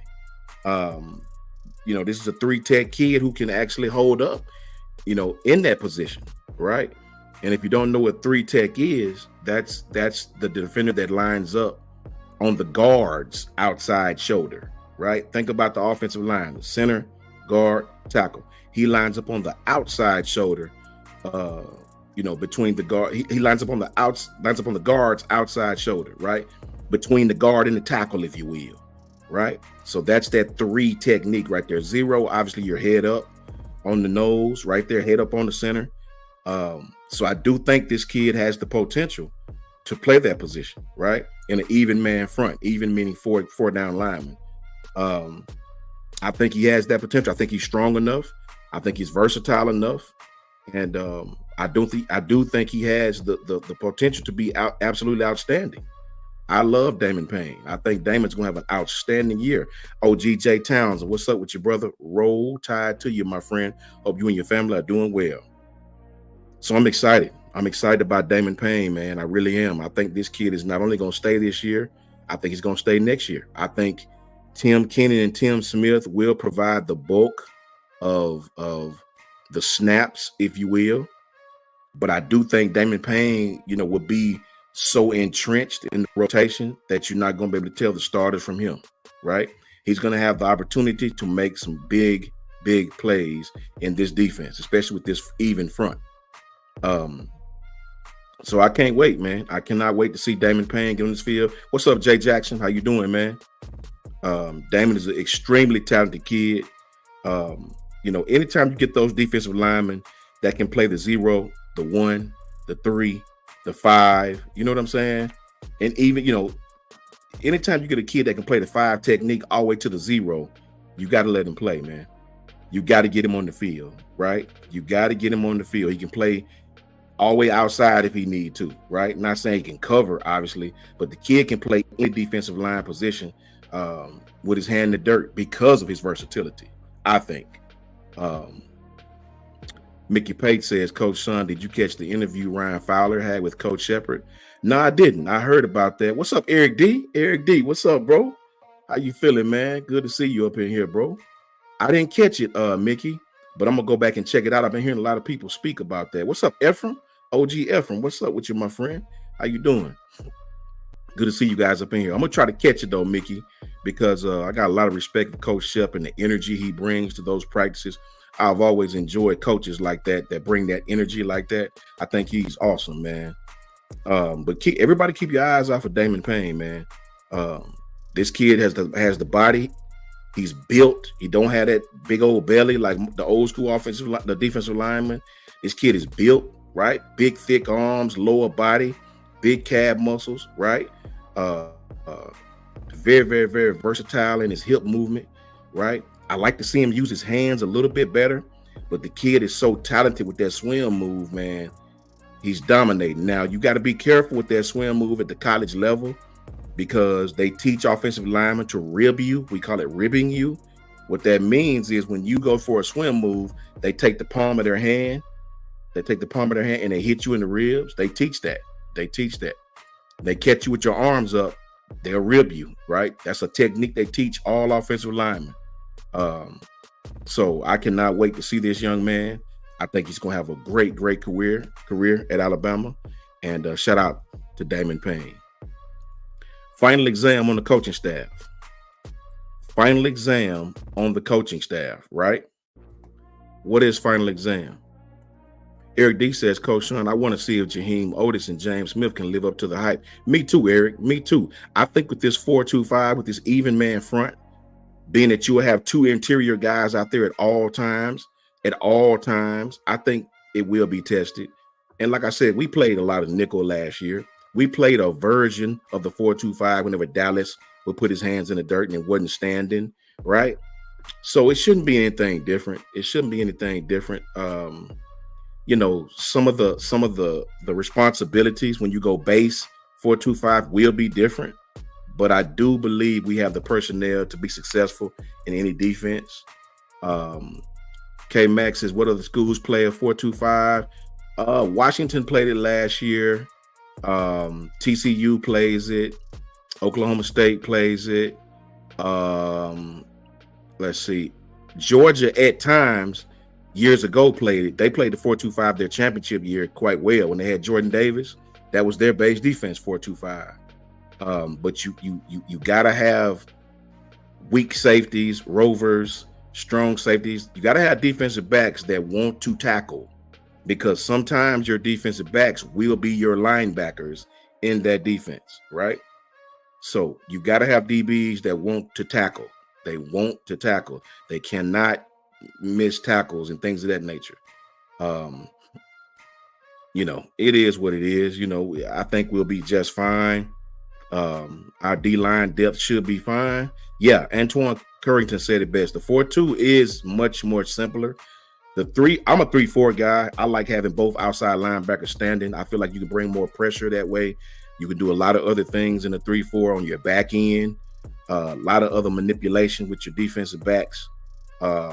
You know, the 3-4 to me is, I've been on record saying the 3-4 is for the coach that likes to tinker with everything, to me, right? The 3-4 is for the coach that likes to tinker with every living thing, right? The 4-2-5 is much more simple. That's your base. It's much more simple, right? It's not a lot of alignment slants for the D line, right? It just is what it is. It's a very simple D. You can bring pressure, right? But you better have a strong safety that don't mind tackling, or your rover overhang, whatever you want to call it, can get caught. You know what I mean? You have to be able to read, right? You have to be able to read, run, pass, right? When you're playing that position, because in that defense you can get caught. You can get caught if you're not, right?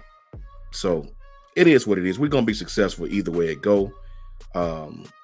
Final exam, guys, on this coaching staff. Let's start with Nick Sheridan. Nick Sheridan, offensive coordinator and quarterbacks coach, right? This guy's a former Michigan quarterback, right? I mean, you know, Sheridan first linked up with DeBoer at Indiana, right? They first linked up at Indiana and eventually took over for the Hoosiers, Indiana Hoosiers, right? As offensive coordinator and quarterbacks coach. When Fresno State hired Coach KD as its head coach, Sheridan was the tight ends coach the last 2 seasons at Washington, right?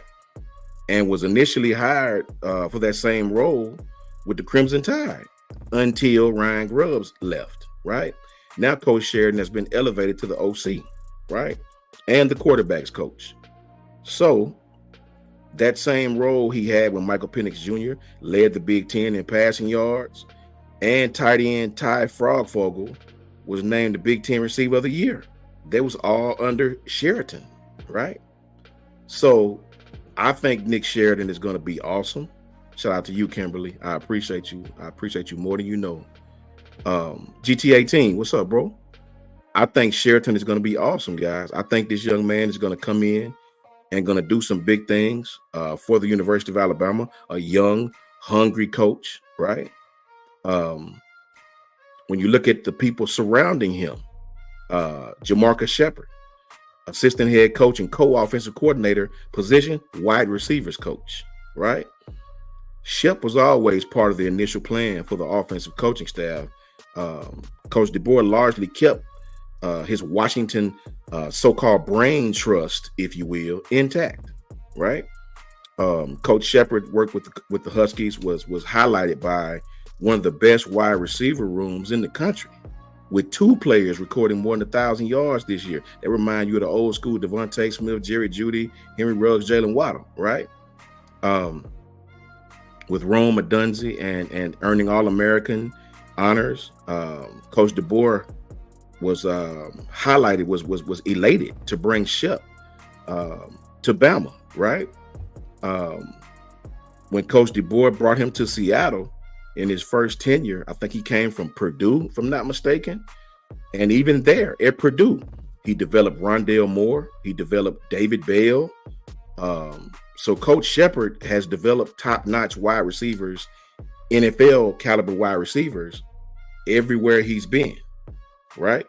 Well, now we're going to give you Kendrick Law. We're going to give you Kobe Prentice. We're going to give you your own Jeremy Bernard. We're going to give you Cole Adams. We're going to give you Jalen Hale. We're going to give you Rico Scott. And we're going to give you Ryan Williams, right? So the talent that Coach Shep will be dealing with at Alabama is more talent than he's ever had on one roster at one time, right?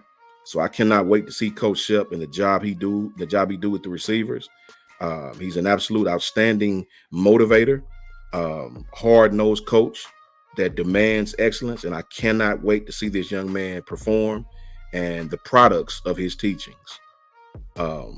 Robert Gillespie, we all know Robert, assistant head coach, position, running backs. One of the 2 coaches that are holdovers from Coach Saban's 2023 staff, right? It was good to see Gillespie stay on staff.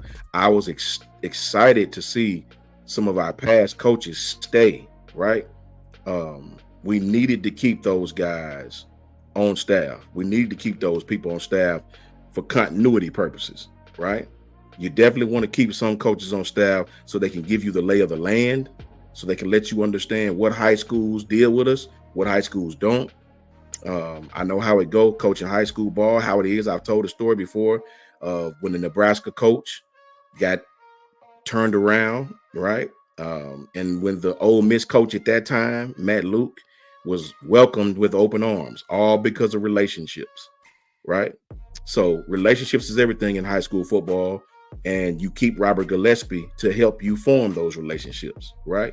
And to see what Coach KD has done since then, you got to give him an A+, and you got to give Robert Gillespie an A+ as well. Jay Townsend says, Coach Sean, is there anyone, let's see, is there anyone in the back office to block this troll Bama hater? He is a distraction and isn't talking about. Okay, let me see. Now, you know I ain't put belt to ass in a long time. Hold on. You interrupt my segment, Bama hater, I was going to let you rock, bro. But if you in here talking crazy, you can get to business real quick. You're supposed to pull up and debate me. You've been hiding like a little witch with a W. Take the W off and add the, you know what I'm saying? You know what I'm saying? Come in the chat talking crazy. I can't stand that, man. Don't talk no football, just talk crazy, right? I be wanting to let these dudes rock, man, but then they just talk stupid. Once you pull up and get some of this Coach Sean, though, but we know you ain't gonna do that, though. You want to type behind a keyboard with some. I see you changed that little weird profile pic you had too. You took my advice, didn't you? Yeah, took my advice, homie. I like that. Mike G, homie. Come on, Bama hater, man. You know, if you upsetting the undefeated, homie, I'm gonna have to get you up out of here, bro. So talk football, bro. I don't want to kick you up out of here, man. I don't like doing that to people. But if you upsetting my people, you know what I'm saying? I will erase you, player. You know what I mean? So get it together, man. Come on, man. Just talk football. You ain't got to diss the people. Go to your own chat for that, man. I can't stand that, man. Dudes coming here just to talk stupid. Then they be fans of these garbage ass teams. Man, you don't get your goofy, man, don't get me started, bro, because I will erase you, player. Talk football, homie. Talk football. Can you talk football? You know what I mean? Can you just talk football, Bama hater? Can you present any facts that support you're a football fan and just not what your name says? Because by your namesake, in our essence, homie, you a Bama fan. You know what I'm saying? You're a Bama fan. Your name has the word Bama in it, right? Talk football, bro. You know what I mean? Talk football. I'm asking you nicely. Talk football, bro. You know what I mean? Don't disrespect nobody here, homie. You know what I mean? Here we go. And if he say something else crazy, please let me know. No, don't be disrespectful though, brother. Don't be disrespectful. You know what I'm saying? What smoke? What smoke you talking about? You don't bring no smoke, man. You an idiot. All you do is talk stupid. I bet you couldn't. Okay, Bama hater. What's the difference in backpedaling and scooching? Don't Google it. Tell me about it. You one of them fans. You know, but you can't tell me the difference in backpedaling and scooching. You can't tell me the difference in cover one and match zone cover, right? What's the difference in them two? I bet you 1,000. You can't tell me the difference without going to Google it. You a goof, man. I can't stand these weirdos, man. Just come here talking crazy and don't know nothing. I don't know a football from a damn tennis ball, right? So you upset the chat, cuz I'm gonna get you up out of here, man. I asked you nicely. It won't be no more asking. Bet on that. So,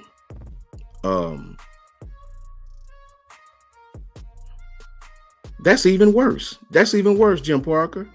That's even worse. I thought he was an Auburn fan, right? That's even worse to be a Miami fan. That's even worse than an Auburn fan. That's even worse. At least Auburn has won in 2010. Miami ain't won nothing since Reagan was in office, bro. They suck. They don't even got a damn stadium, bro. Like, you don't even have a stadium, bro. Your home stadium is 40 miles from your campus, bro. Like, that's worse than being an Auburn fan. Man, at least Auburn's in the SEC, right? Yeah, I know he loves Bama. So I'm hoping he don't be I'm trying to let him rock, man. Kyle said let him rock until we don't. So please, man, stop disrespecting people. Talk football, support your team. You know what I'm saying? You know, or else, bro. You know, I ain't playing no games with you, bro. All respect, though. Don't disrespect the undefeated. These people pay good money to come in here. You know what I mean? They always in here, and we ain't gonna have them being disrespected by no other fan, especially not one who don't even have their own damn stadium. Bro, get your life together, bro. Get your life together. Yeah, he trying to Google now. That's where he going right now. He trying to Google. You know, he trying to Google now. Yeah, I already know, Jay. Trust me, I already know. A real coach would have answered that in 10 seconds. We learned that in youth league. You can ask any coach on this panel. That go from Merrill, Sean, Smook, Jay, Ty, anybody. They can tell you that question like that, right? It would have been answered already. Of course. Janet, don't pay him no attention. If he disrespect y'all, I'm going to get him up out of here. You know what I mean? I want to verbally beat him up first. Then I'm going to get him up out of here. You know what I mean? That's a whole fact. Miami fan coming to a Bama chat. Boy, please. I can respect the fact that you are Auburn fan, because Auburn fans and Bama fans, we know how we go at each other. A Miami fan? Boy, stop it. Come on, bro. Stop. What's up, Jarvis? Jarvis, I'm going to get him up out of here, man. I'm going to get him up out of here, bro. I'm trying to let him rock, cuz. I'm trying to let him rock. You know what I'm saying? No, it is weird, Bama hater. It's weird for you to be a fan of another school with the word Bama in your name. You in a Bama chat arguing with everybody. That's very weird, brother. That's very weird. And the fact that you can't see that tells me, yeah, you one of them, right? I don't even take you seriously, bro. You still ain't answer my football question, though. I noticed that. You ain't answer my football question. So that tells me you one of them. You ain't no real football guy, dog. You just somebody like coming here talking behind a little strange looking profile. Won't you pull up on the show? Kyle will let you come in here. Hell, I can add you now if you want to. Just tell me you want to come on the show. I'll add you now. We can entertain everybody because I'm going to do you bad. I'm going to do you real bad. You've proven that. You can never talk football with me, brother, ever in your life. All you can do is come in the chat and talk crazy to everybody. You know what I mean? So shout out to you. But anyway, Brian Ellis, tight ends coach. The first couple of hires we discussed have not even been officially announced yet, right? They're just now announcing hires, right? But Ellis was hired as a tight ends coach, right? And I really like Ellis, man. I really like Ellis. I promise you I do. I like Ellis. Ebony, you know how it is, though, man. I try to let everybody rock, but don't come in here with that BS tonight, bro. I'm not with none of that. Don't come in here disrespecting these people. Listen, I don't care if you respect me. You do care. That's why you come here, bro. You do care. You care a lot. That's why you here. You sound ridiculous. You care quite a bit. Troll smashers. Boy, you ain't waiting on no. I can pull you up now, homie. I can add you now.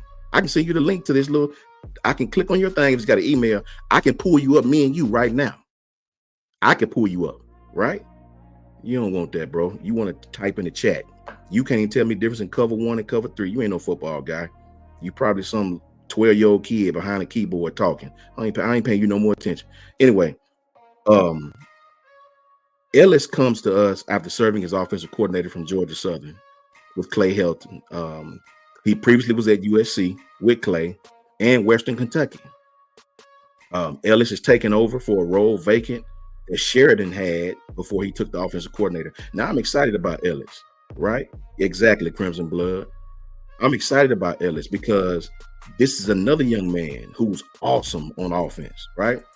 This is another young man who actually could run the offense right now. So if Sheridan comes in and do a great job and leaves potentially, this is another young man that can step right into their role. So Coach DeBoer knows just what he's doing. He knows just what he's doing, right?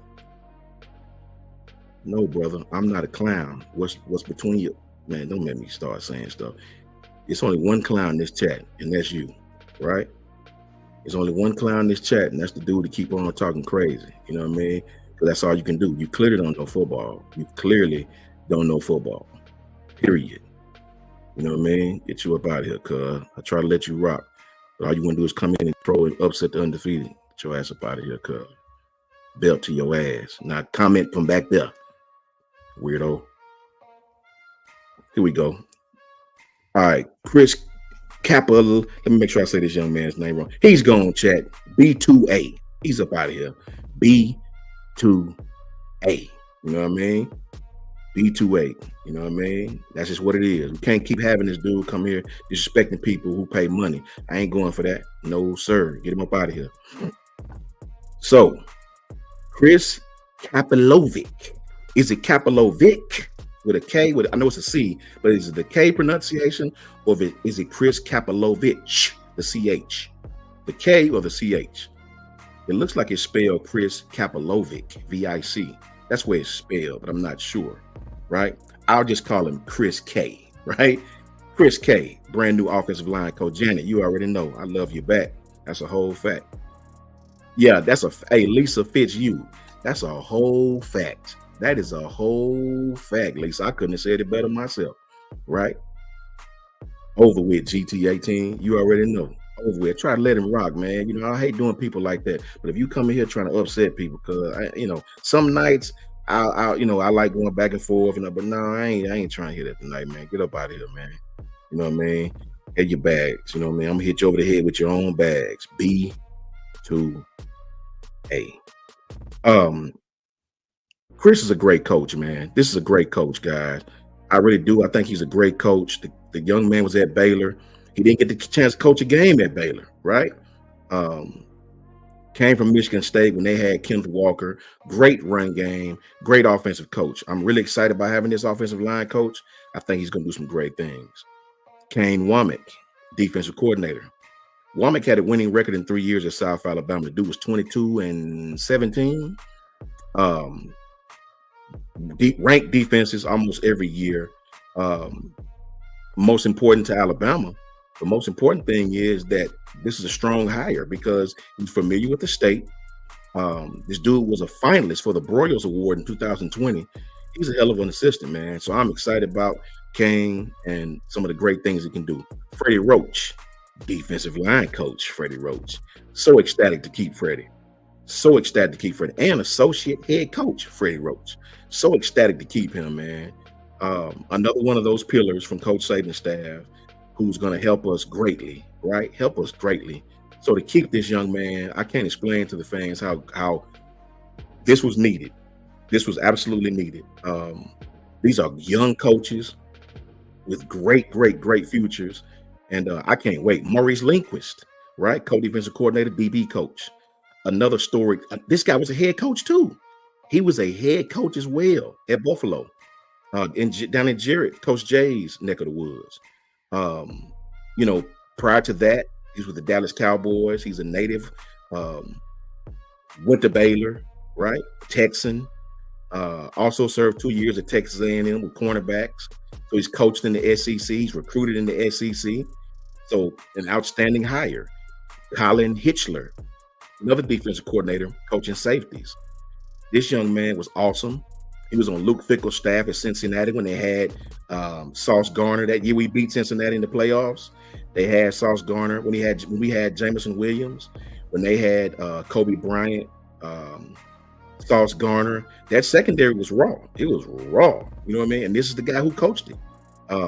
Was a quality control assistant in 2018. Made the move to Cincinnati, took from Cincinnati to Wisconsin with Coach Fickell. And Coach Fickell went and got him when he got that head coaching job. So this young man knows defense. He knows secondary. And I'm really, really, really ecstatic about having him.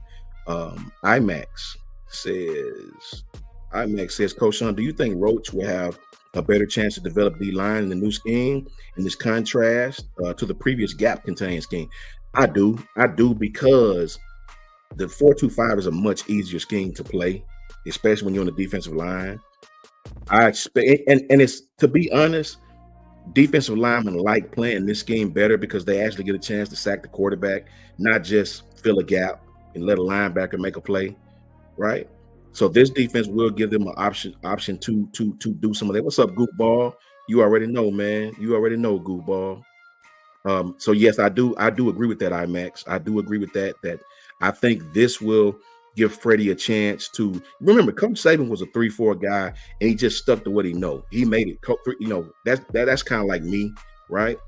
I think this defense will give them a little more option to rush the passer, to make some plays and create some plays on their own from the defensive line spot instead of just fill a gap, right? Christian Robinson. I was excited about this young man. Chad, this is a young man that didn't have to come to Bama. He could have went to several other schools, man. This is a young man that we probably gonna have to pay in the future because he's very, very, very, very, very, very highly touted. Christian Robinson, linebackers. This is a kid that is coached at Florida and Auburn, went to Georgia. You know, this is a kid that's coaching the Big 12. This is a kid that is recruited here. You know, this is a very high-powered linebacker coach. And he coached Florida that year when Florida actually was pretty good on defense. Very, very young man who played the position, who has ties to this state and all over the South. So I'm very excited about Christian Robinson, linebackers, and Jay Nunez, special teams coach. Now, the arrival of Nunez was reported early in the hiring process, right? And Nunez has finally changed his social media profile and his LinkedIn to indicate that he'll be coaching special teams. Comes from Oklahoma with Brent Venables, coached at Eastern Michigan, Minnesota, Southern Illinois. Has had some good years coaching special teams and had some not so good years, right? Was very young in his tenure at Oklahoma. And I'm looking forward to him to see what he can do with our special teams. So I'm very excited about that staff, man. Very excited about those people that we're bringing on. And I think all those coaches, those young coaches, will put Alabama back to where we belong. Emmanuel 2Gs, what's up, bro? How you feeling, man? Did you guys hear the Kurt Warner? You remember Kurt Warner, St. Louis Rams, Cardinals, Hall of Famer, greatest show on turf with Isaac Bruce, Torrey Holt, Marshall Faulk, all those guys. I read where he was really, really going in on today's quarterback, saying that he know the fans love football, but he said as I started to dive into the college quarterbacks, he was saying it was hard for him to watch these quarterbacks today. He was saying that all they run is the exact same play over and over and over, a bunch of bubble screens, a bunch of short passing concepts. He was saying it was hard to watch. He said, and then people are asked to figure it out and how good they will be at the next level, a la the NFL. He said that CJ Stroud he was trying to say that it was sort of a luck situation because of his teachings at Ohio State running a pro style offense. That's what helped him. He's saying that most of the quarterbacks in college will fail because NFL concepts are not taught at most schools. He said, I had no idea that CJ would be this good and fast at processing. He was saying that most of the kids now come from offense that are prejudged offenses. So it takes the quarterback decision making out of it, or his fast thinking or fast processing out of it. Now, there's a speckle of truth to what Kirk is saying, right? But it's not true overall in the wholehearted of the statement, because yes, there are schools out there that run bubblegum offenses to put up a gang of stats, right? That Hawaii type offense, if you will, where you throw the ball all over the yard, you don't run the ball really, you gather up a gang of stats. Like, that doesn't translate, true enough. But the only team I'm concerned about is Alabama. When you play for Alabama, and that's Coach DeBoer or Tommy Rees or Bill O'Brien or Mike Locksley or Lane Kiffin, you have to understand principles of pass coverages. You have to understand, where's the safety going to be? Where's the pressure coming from, right? You have to understand pro concepts. You have to change the protections, right? When you see the blitz coming, or think the blitz is coming, or think you have an outside linebacker that may possibly be blitzing, it's up to the quarterback to change the protection. That's something Jalen Milroe struggled with, right? So Alabama is a pro-style offense. It will continue to be a pro-style offense. Look no further than Michael Penix, right? This kid's going to be drafted high. He changed protections. He manipulated safeties. He did everything that a pro quarterback does, right? So I understand what Kirk is saying, but I think he went a little bit too hard overall. Undefeated. What are you guys talking about? I need to know. And I apologize to the undefeated for going hard on dude, but sometimes, man, I just don't be with all of that, bro. If you feel the need to come in here and troll people, like, is it not something else you could possibly be doing with your life, right? I don't understand that, man.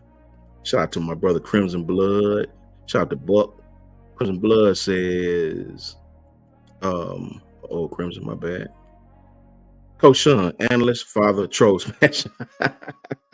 Crimson Blood with a $2 super chat. Much love to you, Crimson Blood. All love in the world to you, man. Thank you for that, brother.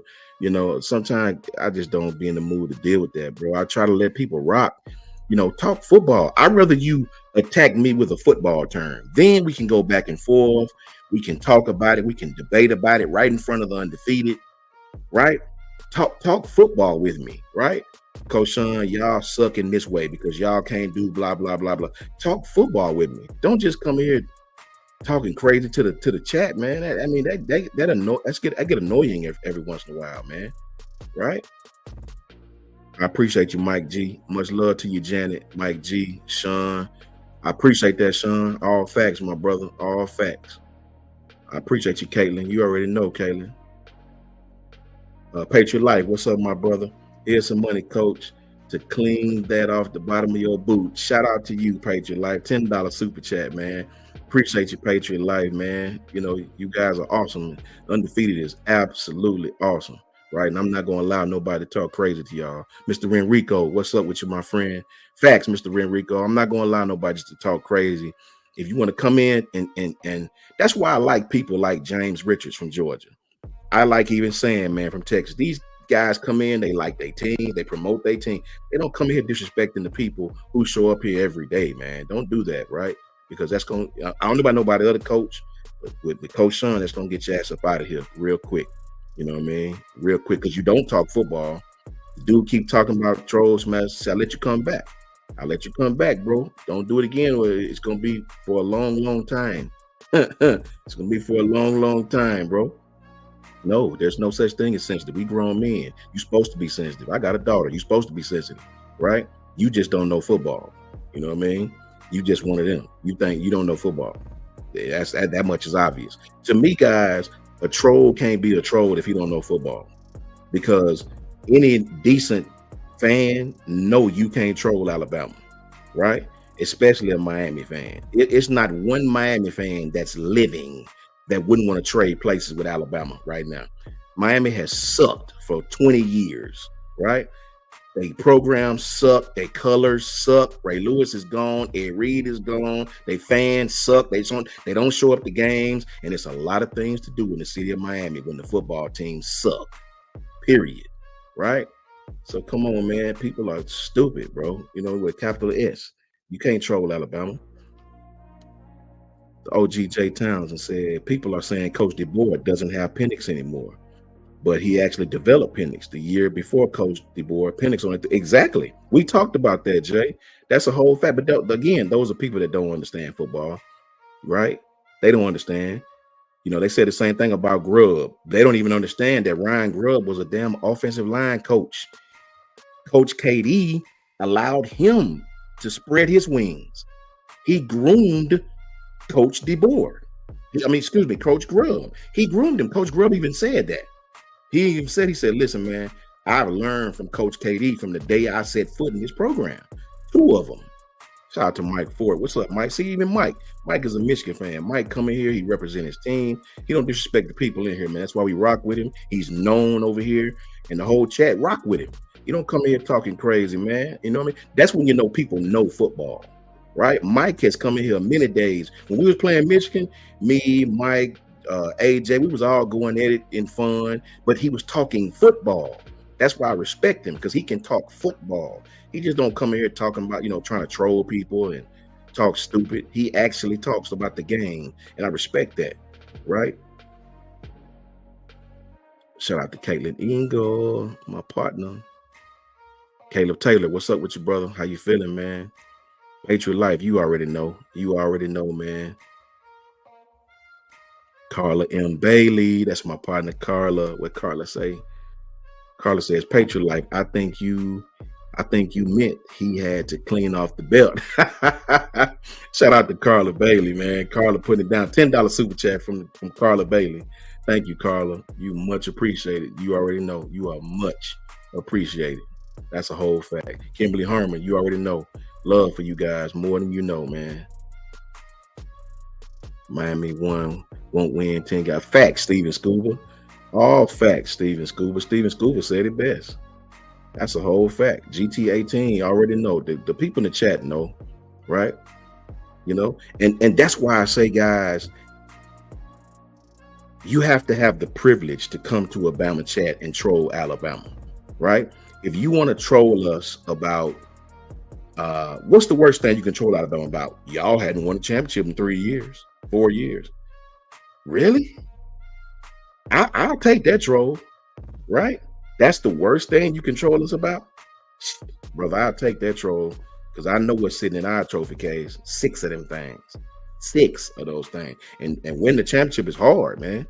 It's very difficult. It's some great programs out there, man. Ohio State is a great program. Michigan is a great program. Oklahoma is a great program. A lot of these schools hadn't won a lot, man. Michigan just won their first championship since Lloyd Carr was there, right? Winning a championship is very difficult, right? All facts, Jay Townsend. Shout out to my brother, Jay Townsend. You already know, Jay. Rhonda Barnett. Rhonda Barnett says, find somebody else to play with, Bama Trolls. You rock, Coach Sean. Roll Tide, roll. All facts, Rhonda. Thank you for the $10 super chat. Thank you so much. And you know how it is, Rhonda. It's like I said, I don't try to block people like that, man. I don't even like doing that kind of stuff, right? But, because I figure at some point, you know what I'm saying, Jay Jackson? All facts. I figure at some point they'll talk football, guys, right? At some point they'll come talk football, right? But it seems to never happen. They just talk crazy, man, trying to attack the people in here and talk crazy to them, and I'm not going to allow that. That's what you come over here for. I ain't allowing that. Kyle might let you rock, but until Kyle tell me to stop doing it, I'll get your ass up out of here quick. I ain't going for that, man. Ain't nobody got time for that.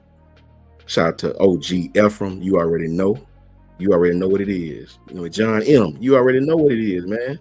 And it be these fans that come from these, it be fans that come from these other institutions that suck.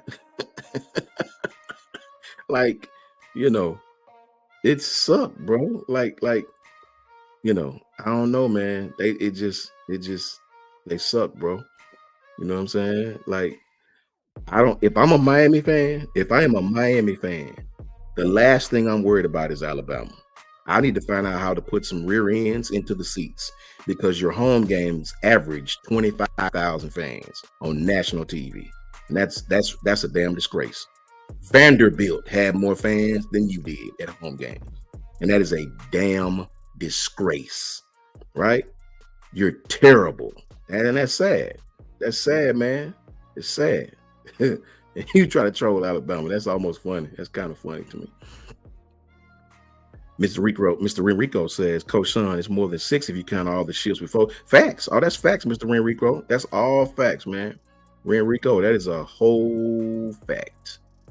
Caitlin says, oh, she's talking to Sean. My bad, Caitlin. I'm sorry. Miami trophy was made out of brass. Dr. 334. He say Miami trophy was made out of brass. Exactly. Yo. What's up, Coach Smoot? What's going on? Good, Brody. How you feeling? Man, let me give you the down low so the chat gonna let you know. Bro, tonight ain't the night, bro. Tonight ain't the night. You know what I'm saying? You know, Coach Sean like going back and forth with the trolls, especially the ones who think. All I ask him is to talk football. I asked this Bama hater dude, just can you talk football? Oh man, so come on, dog. So look, I say this. I give him a very easy question. I said, can you just tell me the difference in the covers? Just give me the difference in any cover. Cover one, just tell me. Couldn't answer it at all. Something very simple. He's not going to do it. No, not gonna do it. So that told me this dude don't know nothing about no football. He just one of them. And people pay money in here, bro. So I'm not gonna allow you to talk crazy to the people in here over and over and over again. So I got his ass up out of here. Now he back. You know what I'm saying? Now if this was still my segment, he talk crazy, I got his ass up out of here again. Cause I blessed him real good with some nice, kind words, right? I don't respect trolls like that, man. I don't respect trolls who come in chats and won't talk about football. You trying to attack the people, right? Right. You clearly a goof because you're a Miami fan. And if you had any football scruples at all, you would know damn well Miami can't troll nobody, right? You can't even troll your own conference, bro. Like, stop it. Mike Ford, you know how it is, Mike. Sometimes you just get tired of that stuff, bro. Like it seems to me it's got to be some other things you could be doing tonight rather than bothering the undefeated. I mean, I know you're a Miami fan, but it's a lot of stuff going on in Miami, right? What the hell are you doing in here? You know what I'm saying? Lots of great things on South Beach to do. You know what I'm saying? So I thought he was an Auburn fan. Let me kill this dude on Twitter. He's doubting Jalen Milroe. He says 3 years in the program, 2 years studying Bryce Young, can't read a deep, pre-snap, can't audible, can't throw intermediate, runs into sacks, Bond left because JM4 couldn't go through progressions. First of all, 3 years, 3 different OCs. Let's talk about that. Secondly, 2 years studying Bryce Young. Studying Bryce, how can that help you when the offense is totally changed after Bryce Young left? Like he only really had 1 year to study Bryce Young and learn Bill O'Brien style offense. That's a fact. Can't audible. How did we win the doggone Texas A&M game? Are we not gonna talk about that whole drive where he just kind of led the up-tempo drive to put us ahead? We're not gonna talk about that. Oh, and not even talking about the Georgia game. How many times did he have to go pre-snap and audible at the line to open up the protection for him to be able to maintain the lead in that game? Yeah, he missed some throws, but yeah. And then go back to the Texas game, man. We're not gonna give credit to Milroe for what he did do in that Texas game because that game looked so bad in the trenches. Nobody really talked about what happened in the trenches that game. Everybody tries to make it about Milroe. I would love to get Bama Cap. If y'all see Bama Cap on Twitter, tell them that I'm live on YouTube talking about him now. He might pull up then. But yeah, y'all go on Twitter and y'all go check it out. What's up though? Undefeated. We sick of y'all doggone trolls, man. Y'all, it's one of them things. What's good? Why don't they pull up? Kyle said he let them pull up. Pull up. Why don't they pull up though, man? You see, he took my advice. They don't, bro. Last time I got on him for that corny ass profile pic he had, he changed it now, put some kind of face on there. So he took my advice. So now, pull up, man. Kyle, right. You really know Kyle's email. Pull up. Let's get it on live in person. Let's talk football. But the rule is you got to talk football. You can't just be on here arguing about nothing. You got to talk football. And you know what's crazy? What up, E man? Everybody in the chat. You know what's crazy? I look at what Mike Ford be saying, and I think Mike Ford can look at our roster and he know when he say we going for a 3-game losing streak, he know he lying, right? He know he lying. He could look at his own roster and see losing Keon Sapp was just the start of it, right? So he's got to save face by protecting that championship season, because he might not see it for another 10, 15 years. You get what I'm saying? That's what it's headed towards for Michigan right now. Now, we get realistic about it. You look at Bama hater, you can't even Bama hater, who are you a fan of? Like at the end of the day, Miami. He can't be a Miami fan. You can't be a Miami fan and be a Bama hater. Come on, bro. That means you haven't watched football since '92, because that's the last time. Even when y'all had De'Aaron King a few years ago, y'all weren't even a factor. Like, we had to spend so much money and media hype to hype that game up, to act like it was gonna be something, because that's how trash y'all were. Facts. Like, for real, bro. You see how much you see how much Bama hyped that Miami game up a few years ago, because De'Aaron King coming off of ACL, that boy wasn't even ready to be back on the field yet, and y'all still didn't have a chance, man. So get out of it, Bama hater.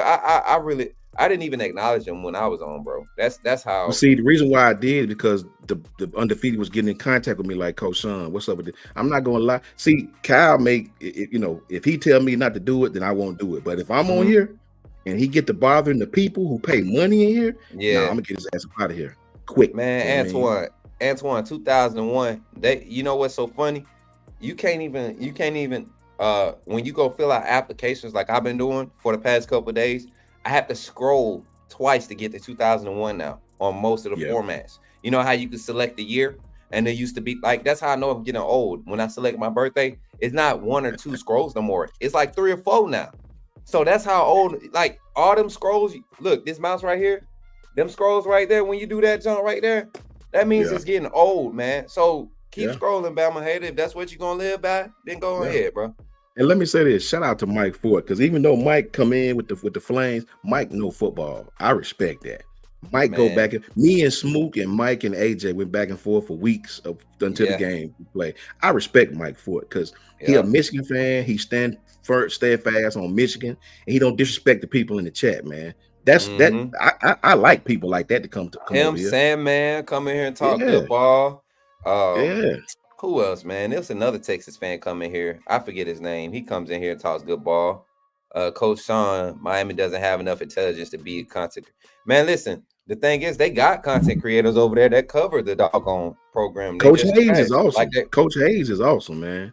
He's cool, but I don't think he a real Miami fan though. I think he just kind of he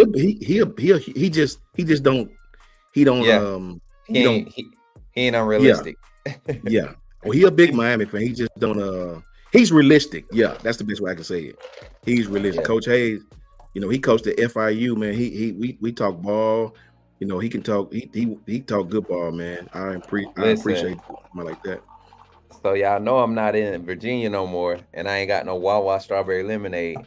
So I had to come back to my OG ride, and that's that Minute Maid cran apple raspberry. It's gonna bust. You need some 0 sugar cranberry juice. No, bro, it's not good enough, man. I tried it before. It make your pee clear, man. I know, but this do too. It's pretty good. It's pretty good. Shout out to my boy Jay Jackson in the chat with the $5 super chat. Said, "At Bama hater, come here, shut up.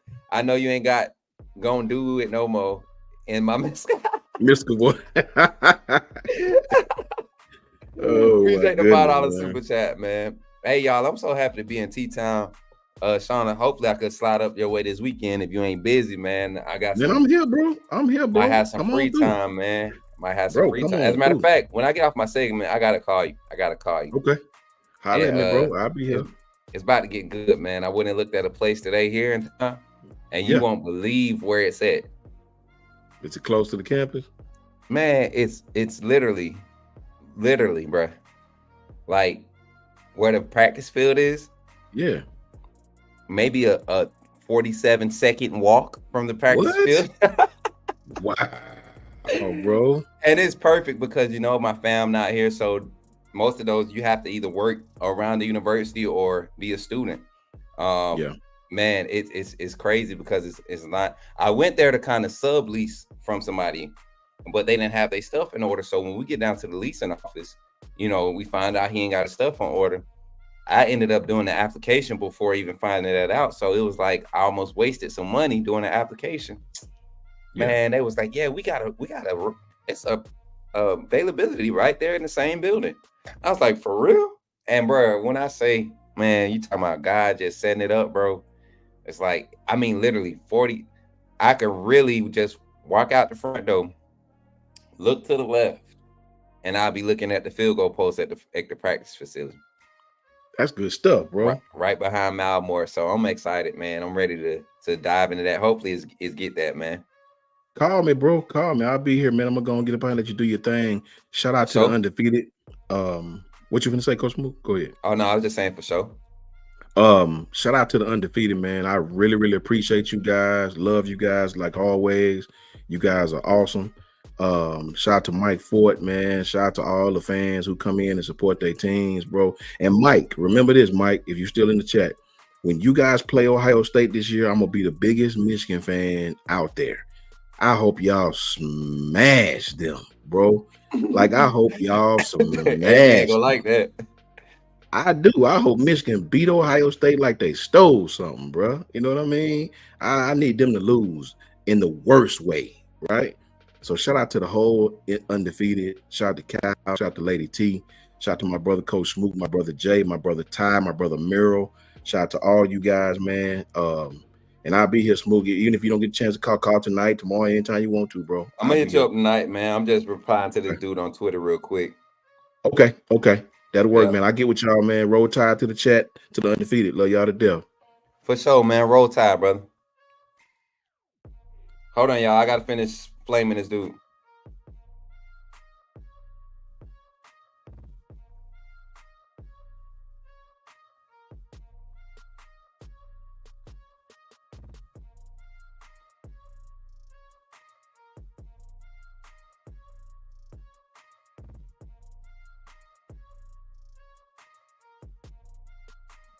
I gotta kill him, y'all.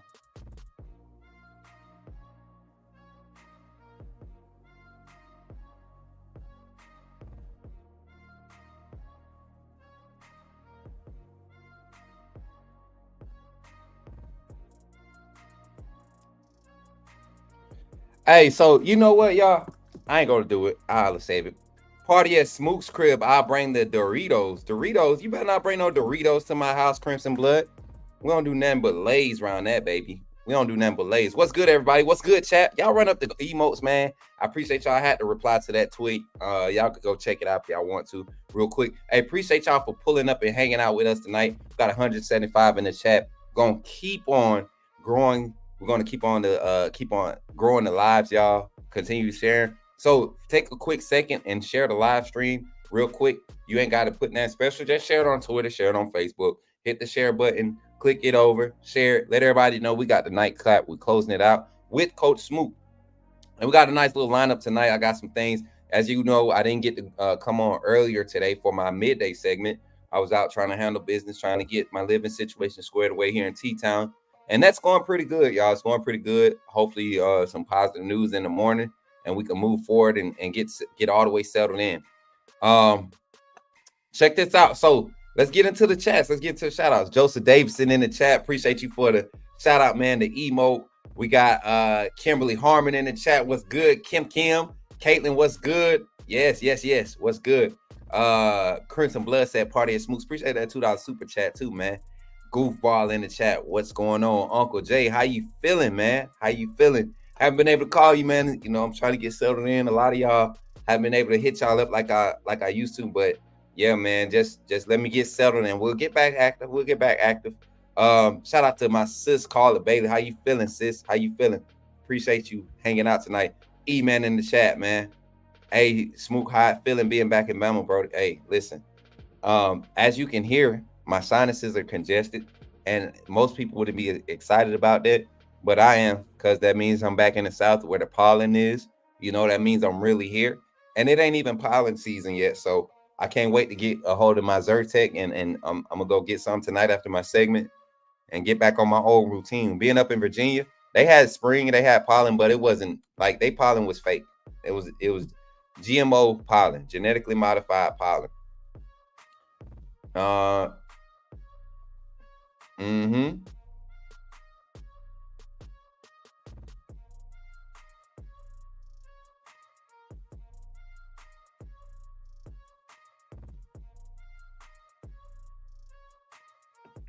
Oh my God. Hey, Brad Hardy, please come to the live. If y'all see a Brad Hardy or this dude Bama Cap jump in our chat tonight, please get my attention so I can freaking I want to crush a few fans this week, y'all. I really do. I haven't really been on a rant in a while. I think the last one I did was like 3 days ago, but that's a long time for me. So if y'all see one of these Bama doubters, one of these mural doubters jump in the chat and start talking crazy, I'm going to light him up tonight. I got time tonight. You know what I'm saying?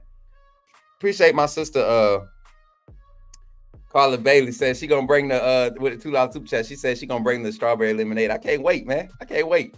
Appreciate that $2 super chat. Appreciate y'all support. Everybody that's supporting the channel, doing what you do to continue to show love.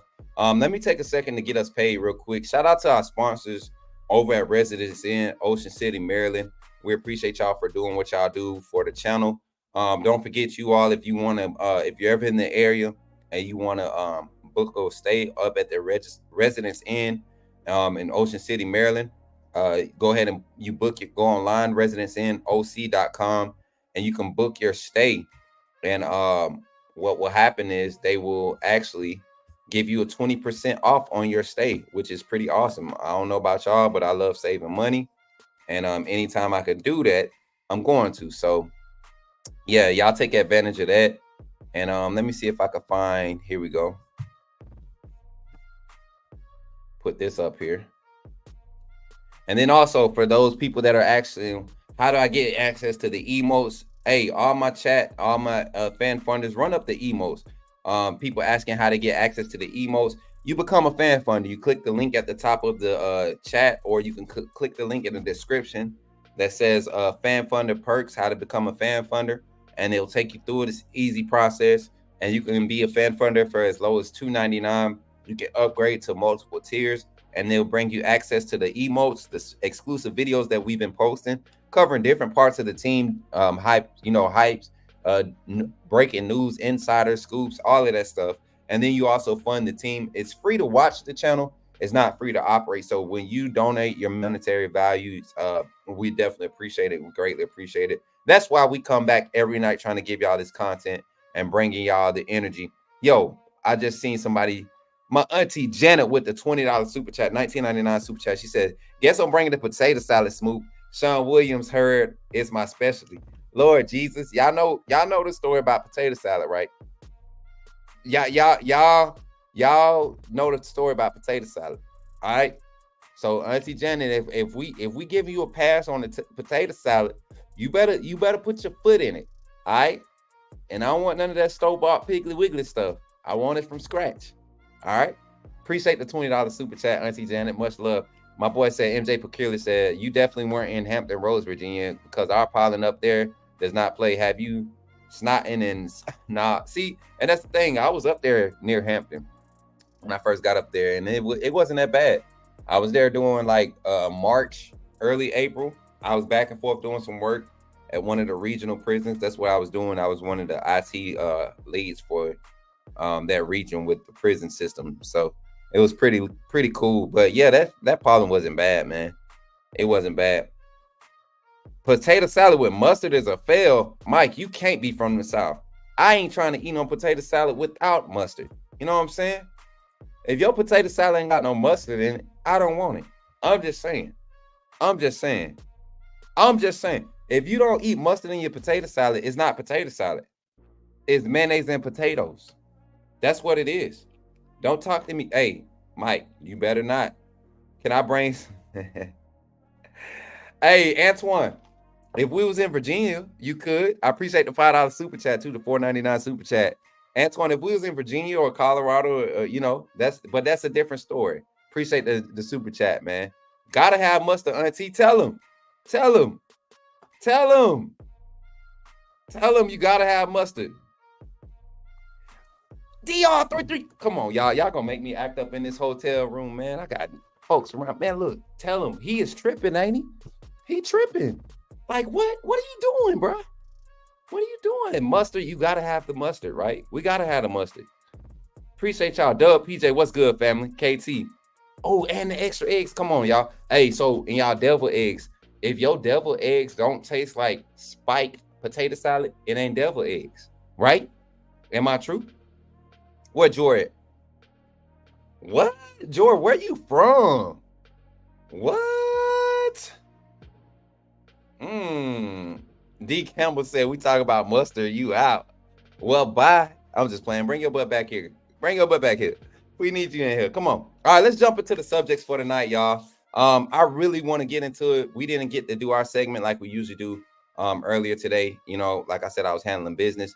But let's get into it, y'all. Let's jump into the topics for tonight. I'm excited for them. I think you guys are going to enjoy it.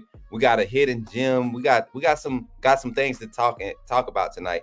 I got a player that I want to bring to y'all attention tonight. After we go over the midday roundup. So today I've been in and out of the stream, but one thing that's been consistent throughout today's topics between all the panelists, and I'm gonna give me a second. I gotta pull this screen back up so I could pull my highlights out, all my notes. And one thing that I want to address that I saw a lot of the panelists address, a lot of the team. And when I say that, I'm talking about Kyle, Sean, Jay, Ty, all the fellas, right? They all had kind of their takes on what this staff has become. You know, what this staff is looking like going into spring ball. And if you look at it, there's no worries about the staff, right? There's no worries about having people on this staff that can develop, right? That can develop talent, guys that can call plays, guys who have coaching experience, like legit coaching experience that you will want coming in, testing the waters of the SEC style of game play and game, play calling. So you look at the whole makeup of this staff, and you kind of just sit back and you're kind of confident, and you're not kind of confident, you're very confident going into this season. I mean, starting at the head, you look at Coach Kalen DeBoer doing a great job in assembling the staff, but also getting active on the recruiting trail and making a presence, becoming a presence everywhere he is. The staff, the likability, the scale of likability is continuing to grow with recruits and this staff. I've personally heard multiple recruits that are currently getting contacted by the staff, by player personnel, assistant director player personnel, Aaron Hodges, Coach Sanders up there in that media. I mean that on the admin side, you got Courtney Morgan. All of these guys are doing their due diligence, even though they're not on the field staff. They're doing their due diligence and stepping into the new role and a new wave of recruiting, right? And we didn't hear a lot about team managers or staff managers being involved in recruiting up until probably like 2017, 2018, right? But it's really become a main thing. That's become a very important position to hire for as of recent years, the past 5 years, because these are the guys that go into the marketing strategic marketing meetings, and they learn how to connect. They get in depth, and depending on who's on your team, they're a part of the research team. That can give you an edge. They can give you an edge in recruiting, how to approach certain areas of or regions when you're out recruiting, how to approach players. Like it's kind of like it's really becoming the NFL, but on a similar scale, but a lower level, right? So it's good to have quality hires such as Courtney Morgan, Aaron Hodges, and the rest of that staff. I'm excited to see it. So not just the on-field staff, the admin staff too, that's working the things behind the scenes, coordinating, all of those things that go into building a successful program. I'm excited, and that's one thing that I heard from a lot of the coaches today. Another thing that was a consistent talk is about just personnel on the team, especially on the defensive side. I think Ty Hayes came on and talked a lot about a lot of the guys in the secondary. I can't remember if it was like my days running together, if that was yesterday or this morning, but he was talking about a lot of the young guys in the secondary. And when you look at the talent, man, it's a reason to be excited and optimistic about our secondary. One thing about it though, there will be growing pains if we have to trot out a lot of young guys in the secondary, which I know we will. There will be a rotational game plan in place early on in this season to give guys an opportunity to really get acquainted with game speed, because you're one play away from being a true freshman on the field this year. Like literally in the secondary, you're one play away, because I think too deep. I mean, that's assuming that no true freshman is going to be a starter. You go too deep, your second guy is more than likely a freshman at 4 out of the 5 positions in the secondary, right? And that's not a bad thing when you talk about talent, but experience, that's when you kind of get optimistic, you kind of get scared, you kind of worry. So it's going to be interesting to see how quickly these guys develop. And I was highlighting some guys. If you haven't seen it already, myself and Kyle, we just did a exclusive video for all the fan funders. Go check out our take on the defensive back room. Very good take, myself and Kyle. It's like a 10-minute video, very informative. You get my take on a lot of the DBs. You get Kyle's take, and it was good. It was a very good video. We did it earlier today. Should be posted before the night is over with, if it's not already posted. But yeah, what's up, Joshua Ray in the chat, my brother, man? What's good, family? But yeah, so I'm excited about all of the talent that's on the defensive side of the ball, guys. I think we really got a chance to do something special, and we're going to showcase it in the spring. I think the spring game will be a lot more spirited than it has been in recent years because of the changes. So because of that alone, I am excited for what's to come, and that's our midday roundup. Now, a segment that I'm really excited about, and I really want to do something before I jump into it. So give me a second. I'm gonna do something real quick. And this is y'all know this is something that we've jumped into that's really close to my heart. One, because this is something that wasn't afforded to myself as a youth or a young athlete. And I can't blame anybody, just I blame my parents, if anything. They should have waited, 10 more years to have me so I could be in this generation. And I'll probably be a D1 athlete that you guys are talking about. You get what I'm saying? So, but I'm not there. So yeah, what's good? What they talking about in the chat? You'll stick to what? Plus, okay, I see what y'all talking about. Hey, y'all can come over and gotta have plenty. What's good? Hey, y'all in there talking about food and stuff. Y'all ain't even trying to engage with me on the topics, man. I need y'all to pay attention because we got a hidden gem here in the state of Alabama. And the young man goes by the name of let me pull it up for y'all real quick. Where's my graphic? Hold up, y'all. I gotta get my graphic. Gotta get my graphic up. I can't do this without the graphic. All right, boom. We set. All right, so the young man, I called him Jordan J6 Vines. A solid DB. Free safety, strong safety is his primary position, but I think with the right tutelage, he could play just about any position in the secondary. I'm going to bring his graphic up here. This is his measurables, his measurables. This is what they're looking like here. Let me zoom in and we'll scroll over it and just kind of evaluate. So you look at him, strong safety, free safety, height and weight, 5'11", 170. And talked to him earlier today. Definitely focusing on getting some weight on. He's coming out in the 25 class. Coming off of an injury, these numbers are not accurate. So he just came off of a major surgery last year, coming into his junior year. So the style of play that he displayed this past season, I can't wait to see him healthy and have an opportunity on the field, like really have an opportunity on the field during his senior year. You see he has strong lower body, squatting 405 at 170. That's solid for smaller guys, especially in the secondary or your wide receivers. You want guys with some strong lower body. So he cleans 225. So that lets you know where his injury was. I think he had a shoulder injury. So his bench press might not be able to get up as much power right now, but he's definitely got the power to snatch and pull and all those things. So those are some solid numbers for a guy his size going into his senior year. Where's my here we go. Let's get into his film. And y'all know I haven't seen this film right here. I haven't seen this film.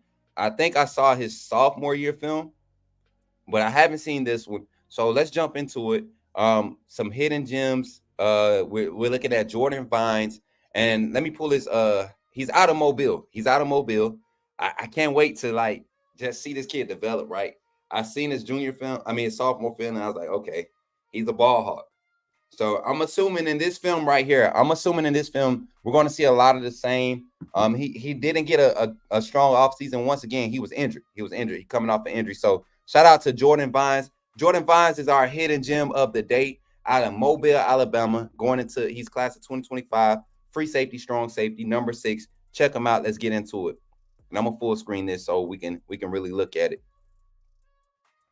All right, let's get into it. So we got Jordan Vines here, free safety. Look at him. Diagnosing the play. Just instincts, y'all. Just instincts. Great ball skills. Check him. Great ball skills. And you see his left knee is wrapped up. Look at him coming down in the box. Look at him deciphering. So we seen, oh my.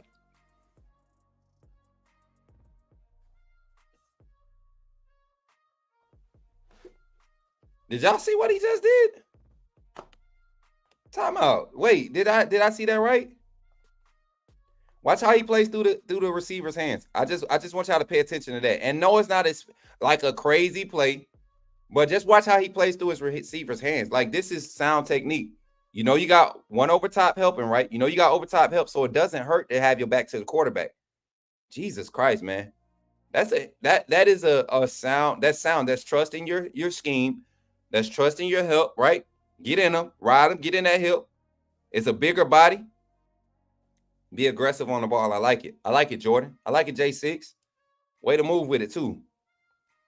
Yeah, I like it. I like it, J6.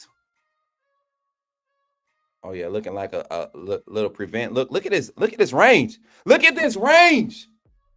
Jesus Christ, go back. Hold on. I like it. And it's not like anything flashy, y'all. This is just impressive discipline. You don't see this at the high school level much, you know? I love his range. Look at him. Yeah, that's a bad pass, but not everybody's making that play. I got to figure out if he's even a star-rated player yet. What he's looking like on the primary.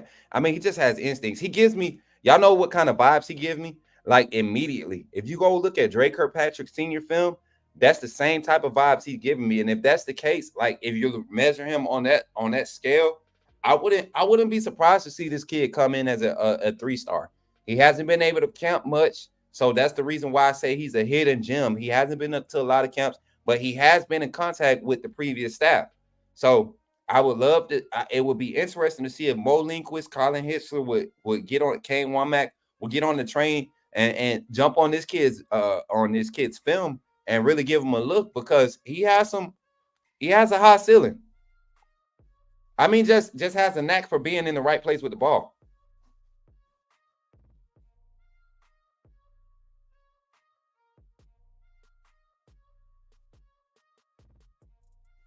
I like it.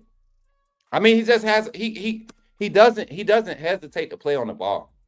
And the last safety we had like that was kind of doesn't hesitate to play on the ball. Last free safety that didn't hesitate to play on the ball. Who was the last one, y'all? And let's be real. Who was the last one? I'm gonna look at the chat. I wanna ask the chat. What's good, Tink? How you feeling? Who was the last free safety that we had that didn't mind gambling and playing on the ball? If I had to be realistic, I want to say maybe Eddie Jackson was the last one. Can't say Jordan Battle. He got caught underneath, right? He got caught looking underneath a lot. He was very strong in run support. Recovery was solid, but he wasn't like a. That's what I'm saying. What's up, Uncle G? OG Gil Cruz in the chat, man.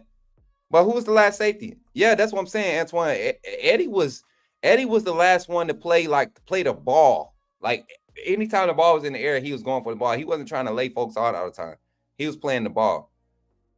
Clinton Dix was one of my favorite safeties of all time. Mine too, Caitlin. Fitzpatrick playing the ball. But you got to remember, Fitz played more to star. Steven. I'm talking about free safeties. I'm just thinking, man. I'm Clinton Dix. I mean, he came before Jackson. He came before Eddie. So I'm saying that was Brian Branch a safety? He was more of a star. You remember Brian Branch played star.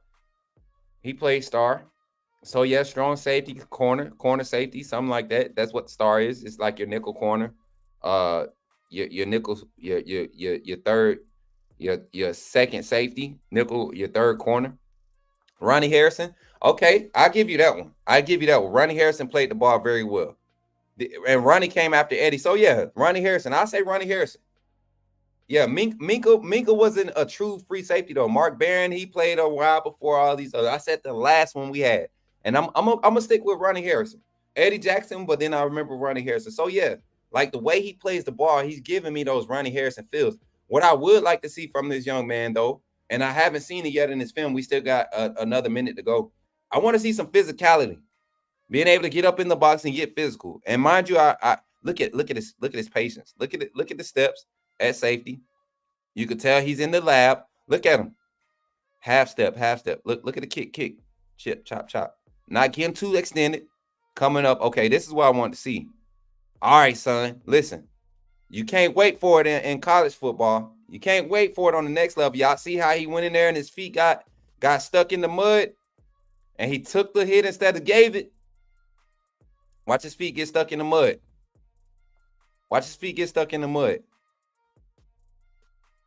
Mm-hmm. And as a safety, that's okay. You get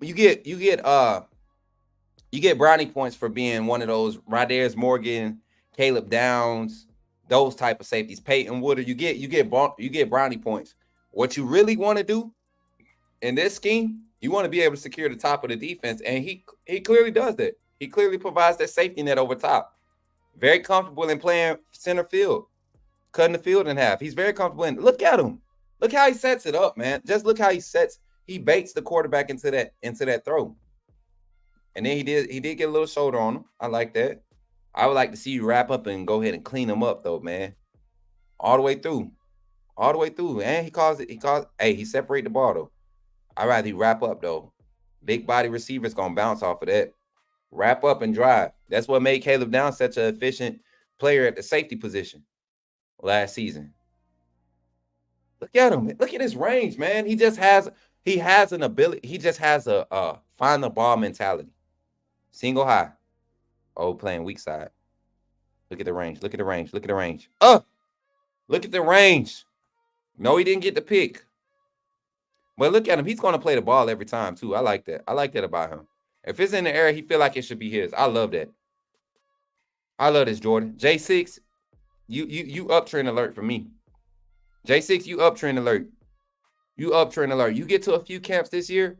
Man, I'm excited. You get to a few camps this year, J6. This offseason, you get to a few camps. And I got the list for Bama camps. I'm going to be reaching out to J6. How many of y'all would like to meet J6 live? How many of y'all would like to meet J6 live? Yes, Nicole, I made it safely. I'm sorry. I had the full screen up with the chat. My wife in here? Where my wife at? Y'all know I gotta stop and give my wife some acknowledgments with her pretty self, man. God is really blessing our family, y'all. There my baby go. Look, she's speaking to everybody. Y'all got her giving y'all shots out by name. Look at y'all. Look at the family. I appreciate y'all for accepting my wife, y'all. Hey, babe. What's up, fam? Look at her. Look at her coming in learning the lingo. Roll Tide, baby. Roll Tide. I remember the first time my wife yelled Roll Tide without me having to, be like, Roll Tide, baby. I remember the first time. And guess what game it was? 2018 SEC Championship. We was at the tailgate. And there were some Georgia fans trying to troll the few Bama fans that were out there because we were surrounded. We were definitely outnumbered. And when Jalen Hurts came in and did what he did, you hear what I'm saying? My wife was so hyped during that game. Oh my God, I had never seen my wife. And she's from Jamaica. She was born in Jamaica, but she's from Atlanta. So it was, a good thing. She's becoming a real fan, y'all. She really look. There go KT. There go KT, babe. But yeah, so appreciate y'all for showing my wife love. But yeah, that's the hidden gem for tonight. Shout out to my guy Jordan Vines, and I forget what high school my boy from, man. I know he in Mobile. Let me go pull his profile.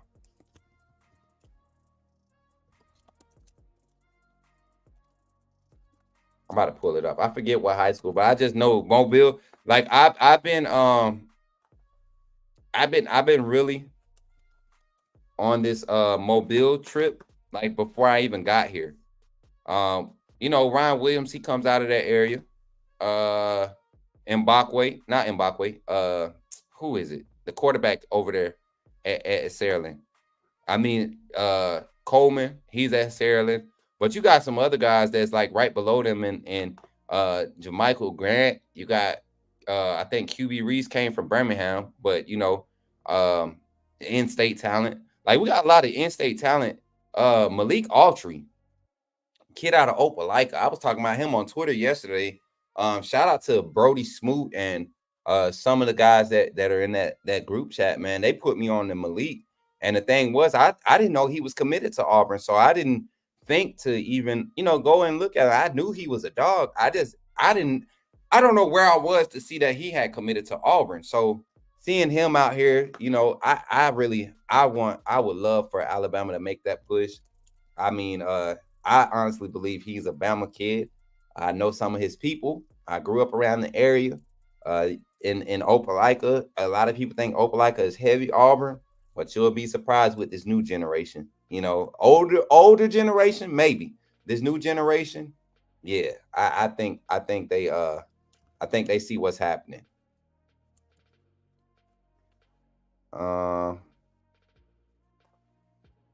right, so Jordan is out of Rain High School in Mobile, Alabama. That's what I was looking at. KJ Lacey, yes, sir. I love that dude. You know what's sad though? I think for this system, KJ Lacey might not be a good fit. As much as you want to have talent like that, KJ Lacey needs to be in something similar to what Lamar Jackson or Kyler Murray ran in college. And I think if he gets in a system like that and they begin to stack that, and Kalen DeBoer in this system have the ability to do it. I think this system is fluent for any quarterback at the college level. If you can get recruited as a quarterback to the college level, I think Kalen DeBoer and this staff have a system that anybody can learn it. I don't think he's too short, George. I don't think so. I think he would be another version of Bryce Young. He has the arm talent.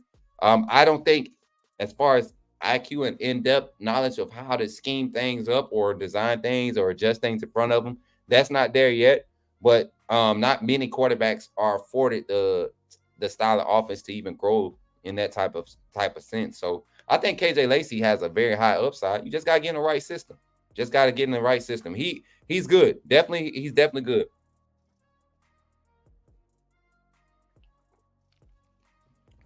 Yeah. Pat Lacey. So what is threatening about a moon pie? A moon pie. I was thinking about going to a full moon barbecue. I think the board likes taller QBs though, is my thing. You know what? I think the board just likes QBs that can deliver the ball quickly. If you go look at his QB at Fresno State that started that first year in the COVID year, he didn't immediately go to the 6'5" guy. His starting QB was 6 foot. You know, I don't even think he was actually 6 foot. If you look at him, he was 5'10".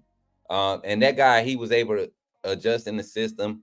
I think if he would have came back another year after COVID, he probably would have fought for the starting position at Fresno. It's just once he got to Washington, he kind of had Michael Penix already pinned. This guy was familiar with the system. And like you said, he's taller. So it worked out. But that's really like the only quarterback we've seen Kalen DeBoer go out and select. So we have yet to see what he likes. Go look at his NAIA quarterbacks. He didn't have 6'4", 6'5" guys at NAIA level. He had a lot of hardworking guys that just understood the system. They weren't uber athletic either. They just understood the system. So and he's just been continuously building off of that system that he learned and implemented at that level. So I can't wait. Actually, he didn't. It was Nick Sheridan. Nick Sheridan was the one recruiting Will Rogers out of the portal. Nick Sheridan was on top of that, Byron. Nick Sheridan was definitely on top of that. You know what's crazy though? Before the and this is just rumors. Before the Kalen DeBoer hire, right? there was rumors that a lot of Washington fans were thinking that if Milroe had entered the portal, that Washington, Kalen DeBoer was going to try and get Milroe. That's what a lot of beats was saying. Like it was just, and it's crazy that a lot of other fan bases can see Milroe's development, and we got so many in our fan base that can't see it. And this is a young man that literally only he's what 12-2 as a starter, dating back to his first start in a system that did not fit his skill set. So yeah, I'm kind of like over the Milroe doubters. I just can't wait for him to shut everybody up. Here we go. Let's get into our starting lineup. This is our final starter draft before spring practice kicks off. We won't talk about it again until we actually get some footage from spring. And this is what I want to get into, because it was interesting to see some of our thoughts before the roster started shaping up a little bit better, right? It was very interesting to see hear a lot of y'all's thoughts. So we're gonna jump back into it today. Let me get this screen set up perfectly, and then we'll just get like this.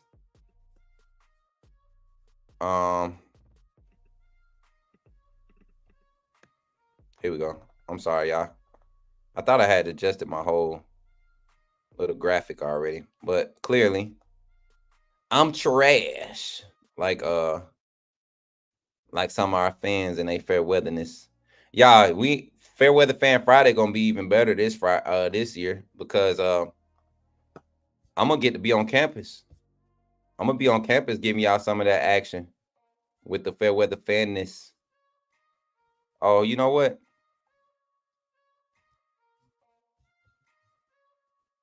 All right, let me get to this. All right, boom. Let's get over here to the starters, man. I really want to dive into this. Let's get y'all takes on all of this. So the way I got it set up, I got kind of some like obvious positions that, coming in the spring, I think this is what we're going to see. Let's start at the center position. I think we're going to see Parker Brailsford come out and get the first initial starts. Let me see if I can do something real quick, y'all. I think we're going to see Parker Brailsford get the first initial starts. And while I'm doing this, I can't see y'all because I'm not on the dual screen layout today. So if y'all gonna come in, I'm gonna go through I'm gonna go through the offensive line, the three guys that I see, and then if y'all see something that y'all don't disagree, I'll scroll back through. So here we go. So we got Parker Brailsford. I keep putting an S on his first name. Parker Brailsford, the 6'2", 275. I think they might put like 10, 15 pounds on him this year. He doesn't need to gain weight, but I think because coming out of his he'll be going into his sophomore year, redshirt sophomore year. I think this naturally his body is going to be able to hold a little bit more weight. And the SEC, you want him at about 275, 285, playing that center position. You don't need a 295, 350 pound center.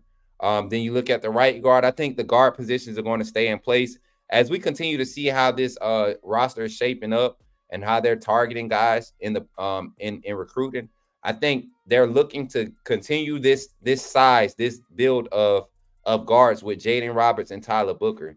And so for the offensive line, you're talking about two physical guys right there, next to the center, the guy who's very familiar with this offensive scheme and can, basically coach the guys along on what needs to happen and why it needs to happen. And you got some smart offensive linemen right there in the middle.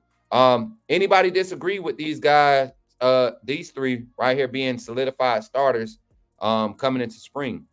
1 for yes, 2 for no. Do you agree with these guys being solidified starters coming into the spring? 1 for yes, 2 for no. And Caleb, I knew somebody was going to do it. Just wait. We're going to jump into that. We're going to go to left tackle, then we're going to go to right tackle. Pump the brakes. 1, Auntie Janet says 1, so she's agreeing. Bama fan 1997. What's good, family? Appreciate you for pulling up tonight. Says 1. He's agreeing. Caleb says 1. Kim says 1. Everybody's agreeing. I think we're kind of solid right here. This is the part of the offensive line that we're excited about, right? Right? Penix to Tuscaloosa, and Miro doesn't go through progression. Bama hater, shut your dumb self up. You know what, Bama hater? It's sad because you're a hater and you don't talk football. You said he didn't bring Penix to Penix didn't go through progressions good his first year in that offense at Indiana. Penix struggled heavily his first couple starts, you know, and Miro struggled heavily as a first-year starter. I mean, what do y'all expect, man? Miro didn't have Mechie and Jamo to alleviate all of his problems, and he didn't have one of the most experienced offensive lines in the league to leave. He had a true freshman left tackle. He had a doggone center who couldn't snap the ball to save his life. He had a right guard in Darren Davenport who never got fully healthy and was out there, you know, kind of trying to wheel it out, you know, but it never came together for him. Never could get healthy. So he had a struggling offensive line, right? Had an offensive coordinator who hadn't had any serious experience calling play calling at that level, nor had he ever been exposed to that amount of talent at his disposal. So it was and when he did turn it on, you were probably one of the ones that was shutting your mouth because you a hater, and the only time you come around is when you think something negative is happening. So Bama hater, if I was you, I'll take a hard left turn and get up out of here before I hurt your feelings. And that's for real. I seen you try to come at me on Twitter. I don't even got time for that back and forth on there. If you want to talk football, come in here and talk football. Don't come in here trolling, talking crazy, talking about Michael Penix. Penix is in the NFL. He's going to the NFL. We talk about Milroe right now. And if you look at the stats, he was the third most efficient passer in the league, in the nation last year. He was top 10 as far as completion percentage, 20-plus yards or more. And you talking about doing that with a horrible center and a struggling left tackle? Get out of here. Tell you, you're going to get your feelings hurt. Trey, I'm trying to tell him. Y'all know me. My fan diagnostic device is out in the car. It's packed up. It's packed up. Typical excuse machine overload again. You know what, Bama hater? You know what? Here go an excuse for you. Why hasn't Miami ever won the ACC? Give me an excuse why Miami ain't won the ACC since you're a Bama hater, but you such a Miami fan. You know, who's your team? Come on. Let's talk about it. I don't even want to talk about the lineup no more. I want your neck. I want to go ahead and crucify you right now before the Bama fan base because you deserve it right now. You need it. You need it. Come on. Somebody get the lotion. We're gonna whip them up real quick. We're gonna whip them up real quick. Talking about child abuse. This about to be, man, Kendall. It's a doggone Bama hater. That's his name. Anybody that goes and puts a school's name in hater after their name, after that school's name, and they're not a fan of the team or whatever, that shows you how sorry and whack they are with their fandom. I could just imagine how much his own fan base hates him. I could just imagine. I guarantee you, Bama hater doesn't go to any Miami message boards. He doesn't have any followers that are Miami fans other than the ones that troll like him and don't know football. Because if they knew football, they wouldn't even be talking. They'll be in their little corner trying to figure out who the quarterback's going to be next year. Who's the offensive line going to be? Who's the doggone offensive coordinator going to be? Are we going to have an offense next year? Can we win 2 out of the 3 games that we must win in Florida to stay relevant? Can we even make a dent in the ACC and act like a contender for more than 6 games in the season? Yeah. You better go on, boy. I'm hot tonight. And I got my cranberry. Well, yeah, Bama hater. Don't get quiet on me now. Don't get quiet on me now. Get the belts out, chat. Don't get quiet on me now. Is there not a Miami forum that the thing is, there is one. There is one, Byron. There is one. He just refuses to go over there because they have nothing to talk about. They have nothing to look forward to. They live to troll. They're almost just as bad as Auburn fans, right? At least Auburn can give us a game. At least Auburn can force us into overtime every 2 years. And at least Auburn can. At least Auburn got good voodoo, right? At least they can handle business in Jordan-Hare. Miami, y'all don't even have a stadium to put a voodoo spell on to mess up teams' feng shui. Like, why are y'all even still out here? Miami, you know what the best thing for Miami fans to do right now? The best thing is to get quiet for a year, right? Get quiet for a year and then come back as a UCF or a USF fan. Nobody's going to be mad at you. Nobody's going to even notice that you switch teams because that's the level that your team is performing on. You are USF and UCF that good. Like, you're that good. You're that good. I ain't going to call your team trash. UCF and USF, y'all are just as good as those teams. I'll give you that.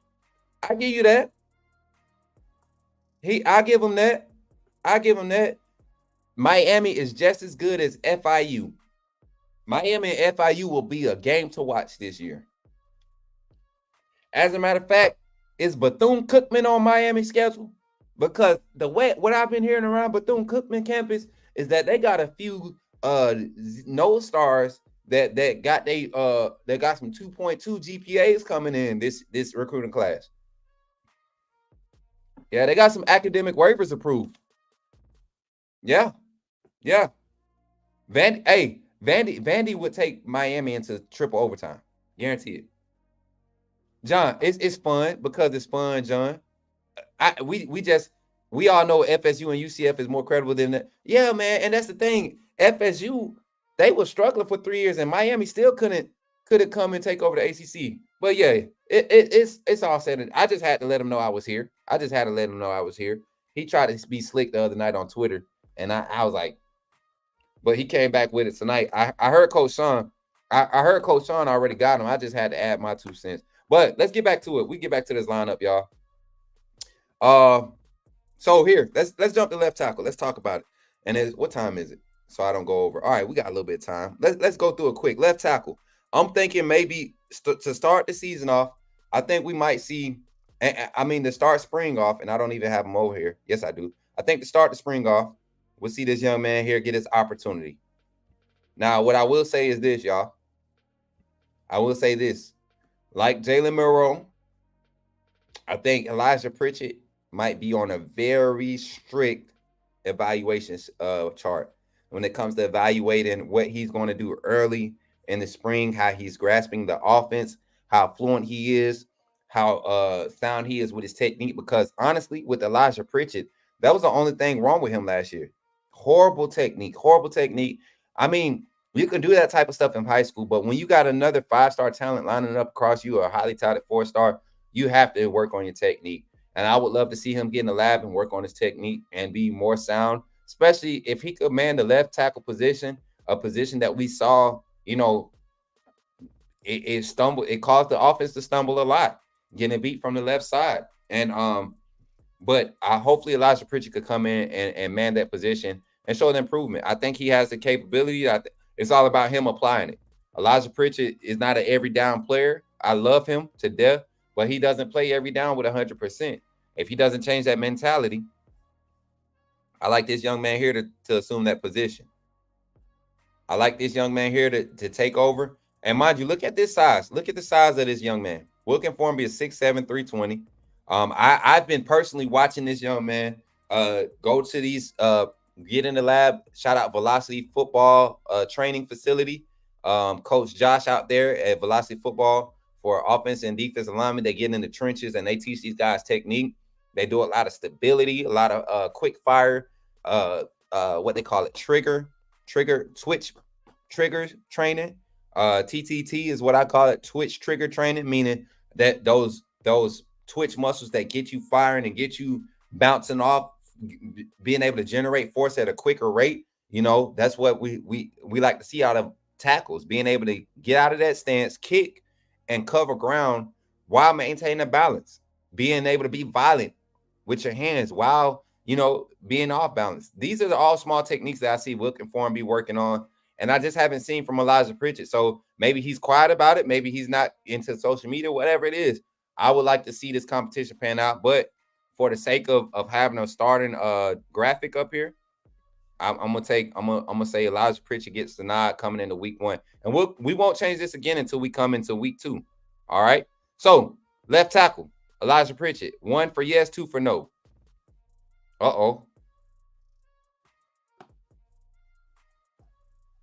Who came in there talking crazy? Who talking crazy? What happened?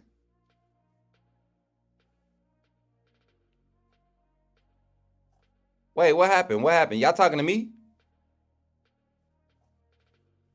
I can't even see his comments no more. What is it, Bama Hater?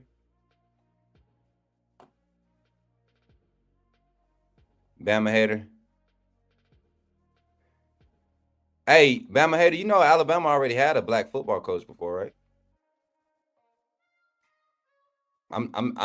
I didn't know if you knew that, but yeah, just Google it. You know, that seems to be the thing to do. And then two, Bethune-Cookman, didn't FAMU almost beat y'all like 2 years ago? And it's not, you know, a lot of times when teams they come to play these games, right? These money games, these cupcakes, quote unquote, gift games, is not about the university, the big university booking them. It's about if the little school wants to do that. So when you see teams coming to play you like that, that means they feel like they have a chance, right? That means they feel like they have a chance. Alabama State did the same thing to Auburn, right? And you see how that went for them, and it almost went bad for Auburn, you know. So don't be too boastful about that. Don't be so proud about that. The fact that y'all have those. That's why y'all can't win the ACC. Y'all refuse to replace them because y'all swear y'all giving money away with your little private institution money, but you can't even lock up a solid 11-win season.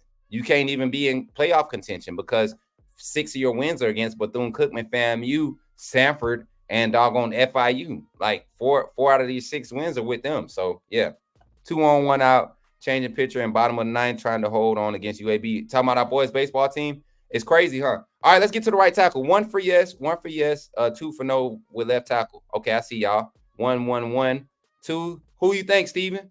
Put who you think is going to be the left tackle. Starting left tackle coming in the spring. Who's going to be left tackle, Steven? George Wallace University never had a black head coach, and South Florida almost beat Bama last season. Actually, they didn't.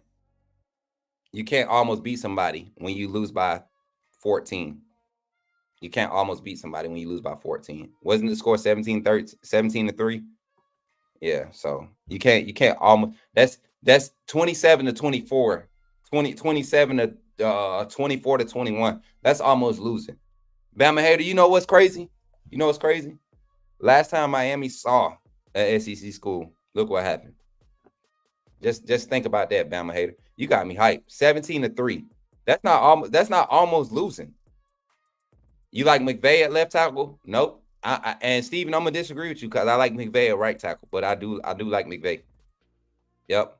All right, so let's go to right tackle. And we're gonna round it out with the rest of the positions because I think everybody could agree with the wide receiver set I have out there. And then we'll talk about the tight end too. I think this one's going to be interesting. I'm ready to debate with this tight end this tight end spot. So right tackle, I think we all can agree. Well, I won't say we all can agree.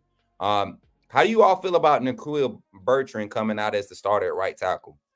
Do you think Nikhil Bertrand will be the foregone right tackle starting off in spring? Left tackle, but Montgomery at guard. Put Montgomery at guard and McVay at right tackle. So this is what my philosophy was. And who is Robertson? You mean Jaden Roberts?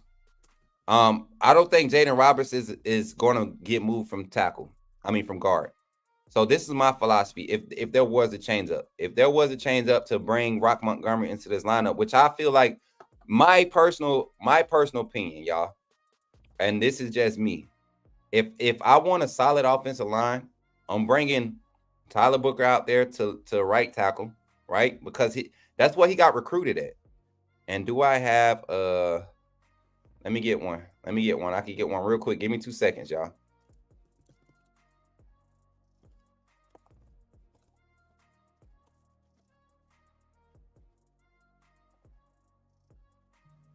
I think they're doing maintenance on the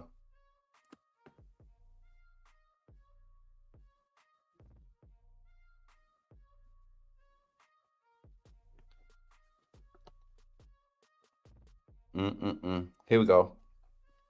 I got one. Yeah, my boy. 6'3", 330. Rock Montgomery. Here we go.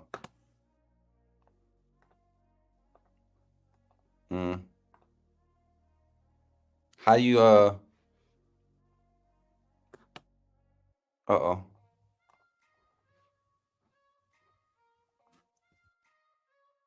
Okay, here we go. I was about to say, where's my options at? So I'm about to load this graphic of Rock Montgomery. Then we're gonna round it out, y'all. Where's my?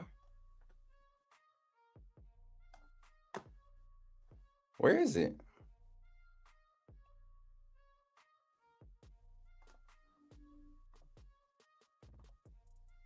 Oh, y'all, I can't see it. I don't know where it's at. I don't see it, y'all. I don't know what's going on. This menu look different over here. But yeah, we'll put Rock Montgomery right here. That's just for me. I will put Rock right here.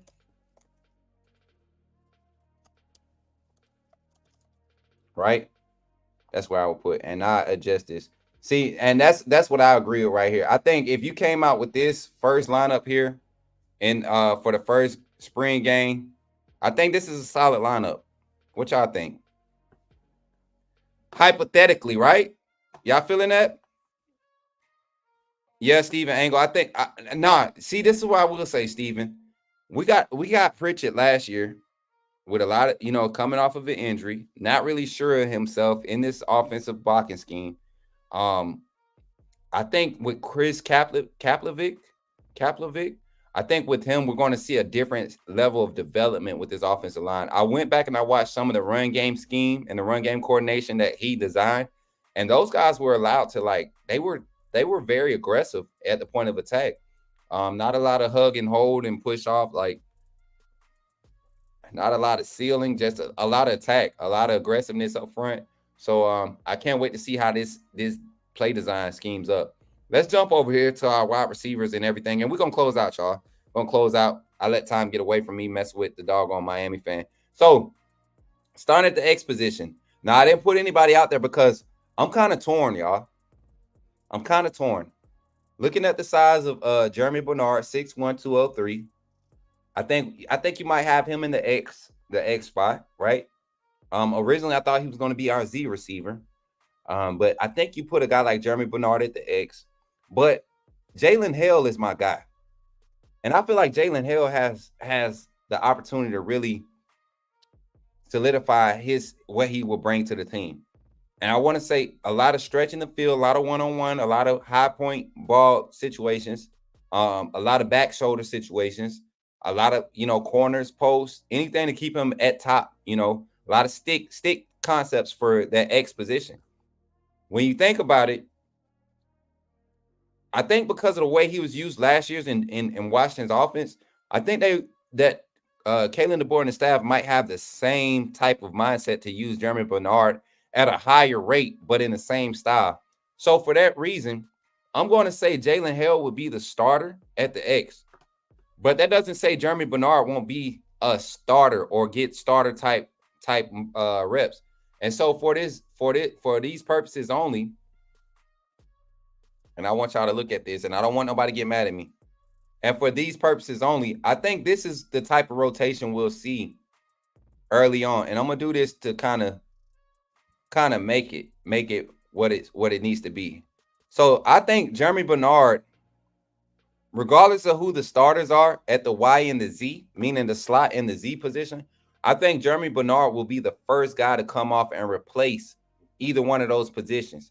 I think Kobe Prentice will solidify himself as a starter. You can't get rid of his route running. You can't get rid of his hands, his run after catch ability. I mean, his understanding for how to find space in the weak spots in the zone. You don't replace that. And then Kendrick Law, he's your Swiss Army knife, same as Jeremy Bernard, a lot faster than Bernard, right? A lot more. Both of them have similar ball skills. I think with Kendrick Law, you're getting a little bit smaller guy, height-wise, but similar builds, right? Two guys who are solid, stocky builds that can move with the ball in their hands. So I think we're going to see a lot of Jeremy Bernard, Kendrick Law rotation in the slot. And then at tight end, a lot of people, they were talking about Caleb Odom coming in and starting. We always speculated that if he didn't gain weight, he would have to go to wide receiver. That was one of the first evaluations we made on Caleb Odom. I saw potential for him at tight end, mostly being split, the hybrid tight end. And I think Kalen DeBoer and those guys eliminated that whole factor because you see what type of talent you have in the tight end room. And I would say this, do not be surprised if Danny Lewis ends up being the starter once the season starts. But I guarantee you, CJ Dupree will be the starter. He will be the leader in that room. You have a transfer in Josh Quavos. He's not coming in to start.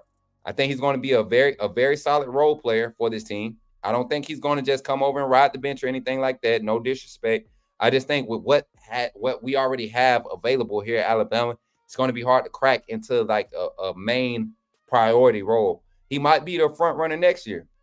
He might be the front runner next year to be beside Danny Lewis, because you all know that CJ Dupree and Robbie Oots, this is their last year eligibility. So next year you're going to be looking at possibly Danny Lewis, Jay Lindsey, and Caleb. Is it Caleb Quavos or Josh Quavos? I think it's Josh Quavos. So can't wait to see this young group. So let's look at our starting lineup, man. This is my spring starting lineup, and let's see. Tell me if it look good. Starting at X, we got Jalen Hill, left tackle, Elijah Pritchett. Let me move this. I don't think this is going to be here starting in the spring. I'm sorry, y'all. As bad as I want it, I just don't think it's going to be there. Do I got...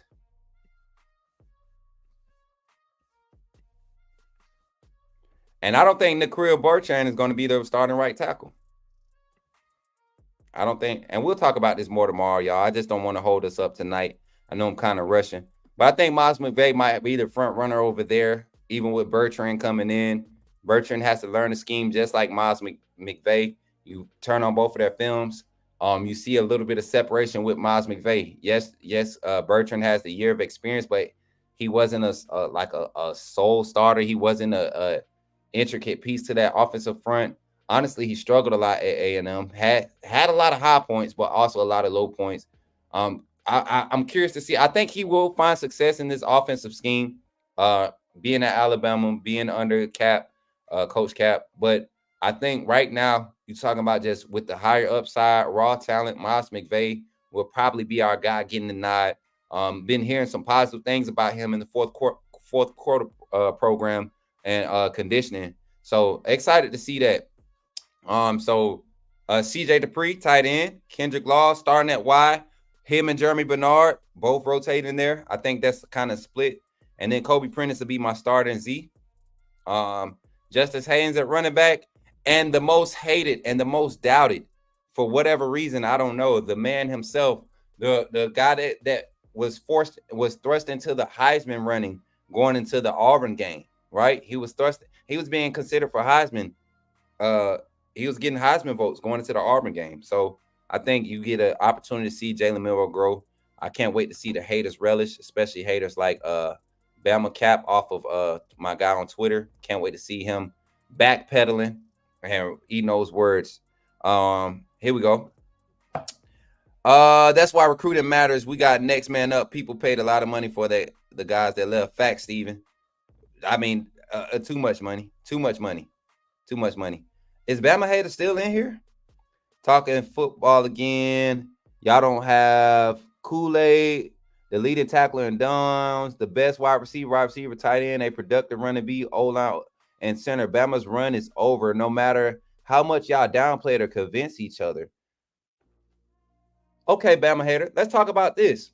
We lost all of that, but guess what? Kalen DeBoer last year with Washington didn't even have a Kool-Aid. He didn't have a Caleb Downs. He didn't have Jermaine Burton. He actually had better wide receivers as a matter of fact, he actually had same quality wide receivers at doggone Washington, because if you look at the star ratings of each wide receiver that came out, and this is part of the video that I'm gonna put in, and then I'm gonna go ahead and get us paid. I'm gonna acknowledge everybody in the chat, and then I'm gonna get out of here. But Bama Hater, go look at the star ratings of all the wide receivers that Coach Kalen DeBoer just took to the national championship, and you'll see that Jeremy Bernard was one of the highest rated wide receivers coming into that room, and he had to transfer from Michigan State to get that. So that just goes to tell you that you don't know anything about football or what you're talking about. You're just making up stuff. You talk about the O-line. We had probably the worst O-line in the SEC last year as far as production, and we still made it to the playoffs. We actually made it. We did better than your team. Let's talk about that. How many wins did Miami have last year? You want to talk about Bama so much? Talk about Miami. Talk about Miami. What is Miami going to do this year? Worry about Miami, bro. I'll be at you on Twitter. I'm not gonna keep giving you no more energy on here. I'll be at you on Twitter. You got my attention tonight. And I promise you, it's not gonna be pretty. It's not gonna be pretty.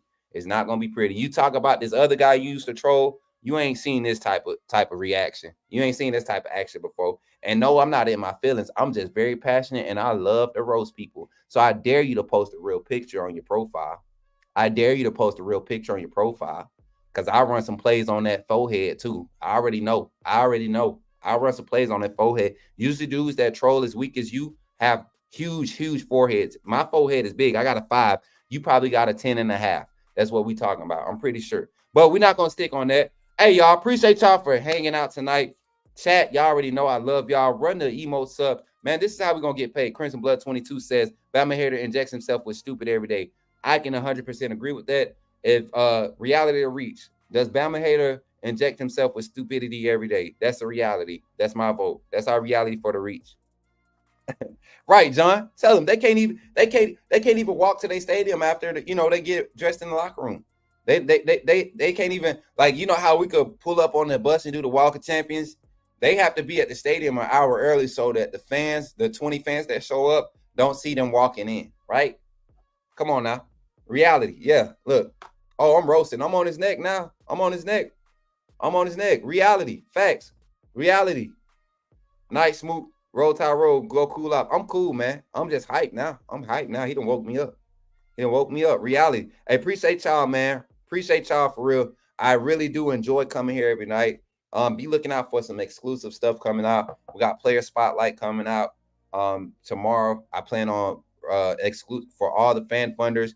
Get in there. I'm doing a hot short on our guy Tony Mitchell. We haven't been talking about Tony Mitchell much. A lot of people haven't, but I'm very excited to see what this is going to become with him having a new defensive coordinator. And really, he was making a push towards the end of last year. You see, he started getting the snaps. Not enough to burn his red shirt, which was great. So he's coming in as a red shirt freshman with some experience under his belt, some getting a little tread onto him. So I can't wait. But yeah, let's get paid, y'all. Shout out to residents in Ocean City and Maryland. That's our sponsors. If you ever in the area, guests can book at residenceinOC.com. Use the promo code LPR for special Bama football pricing up to 20% off. And also, if you guys want to become fan funders, they get mad respect in here. We show the fan funders mad love. We don't got time for trolls all the time. Sometimes when we do have time for them, it's a good time.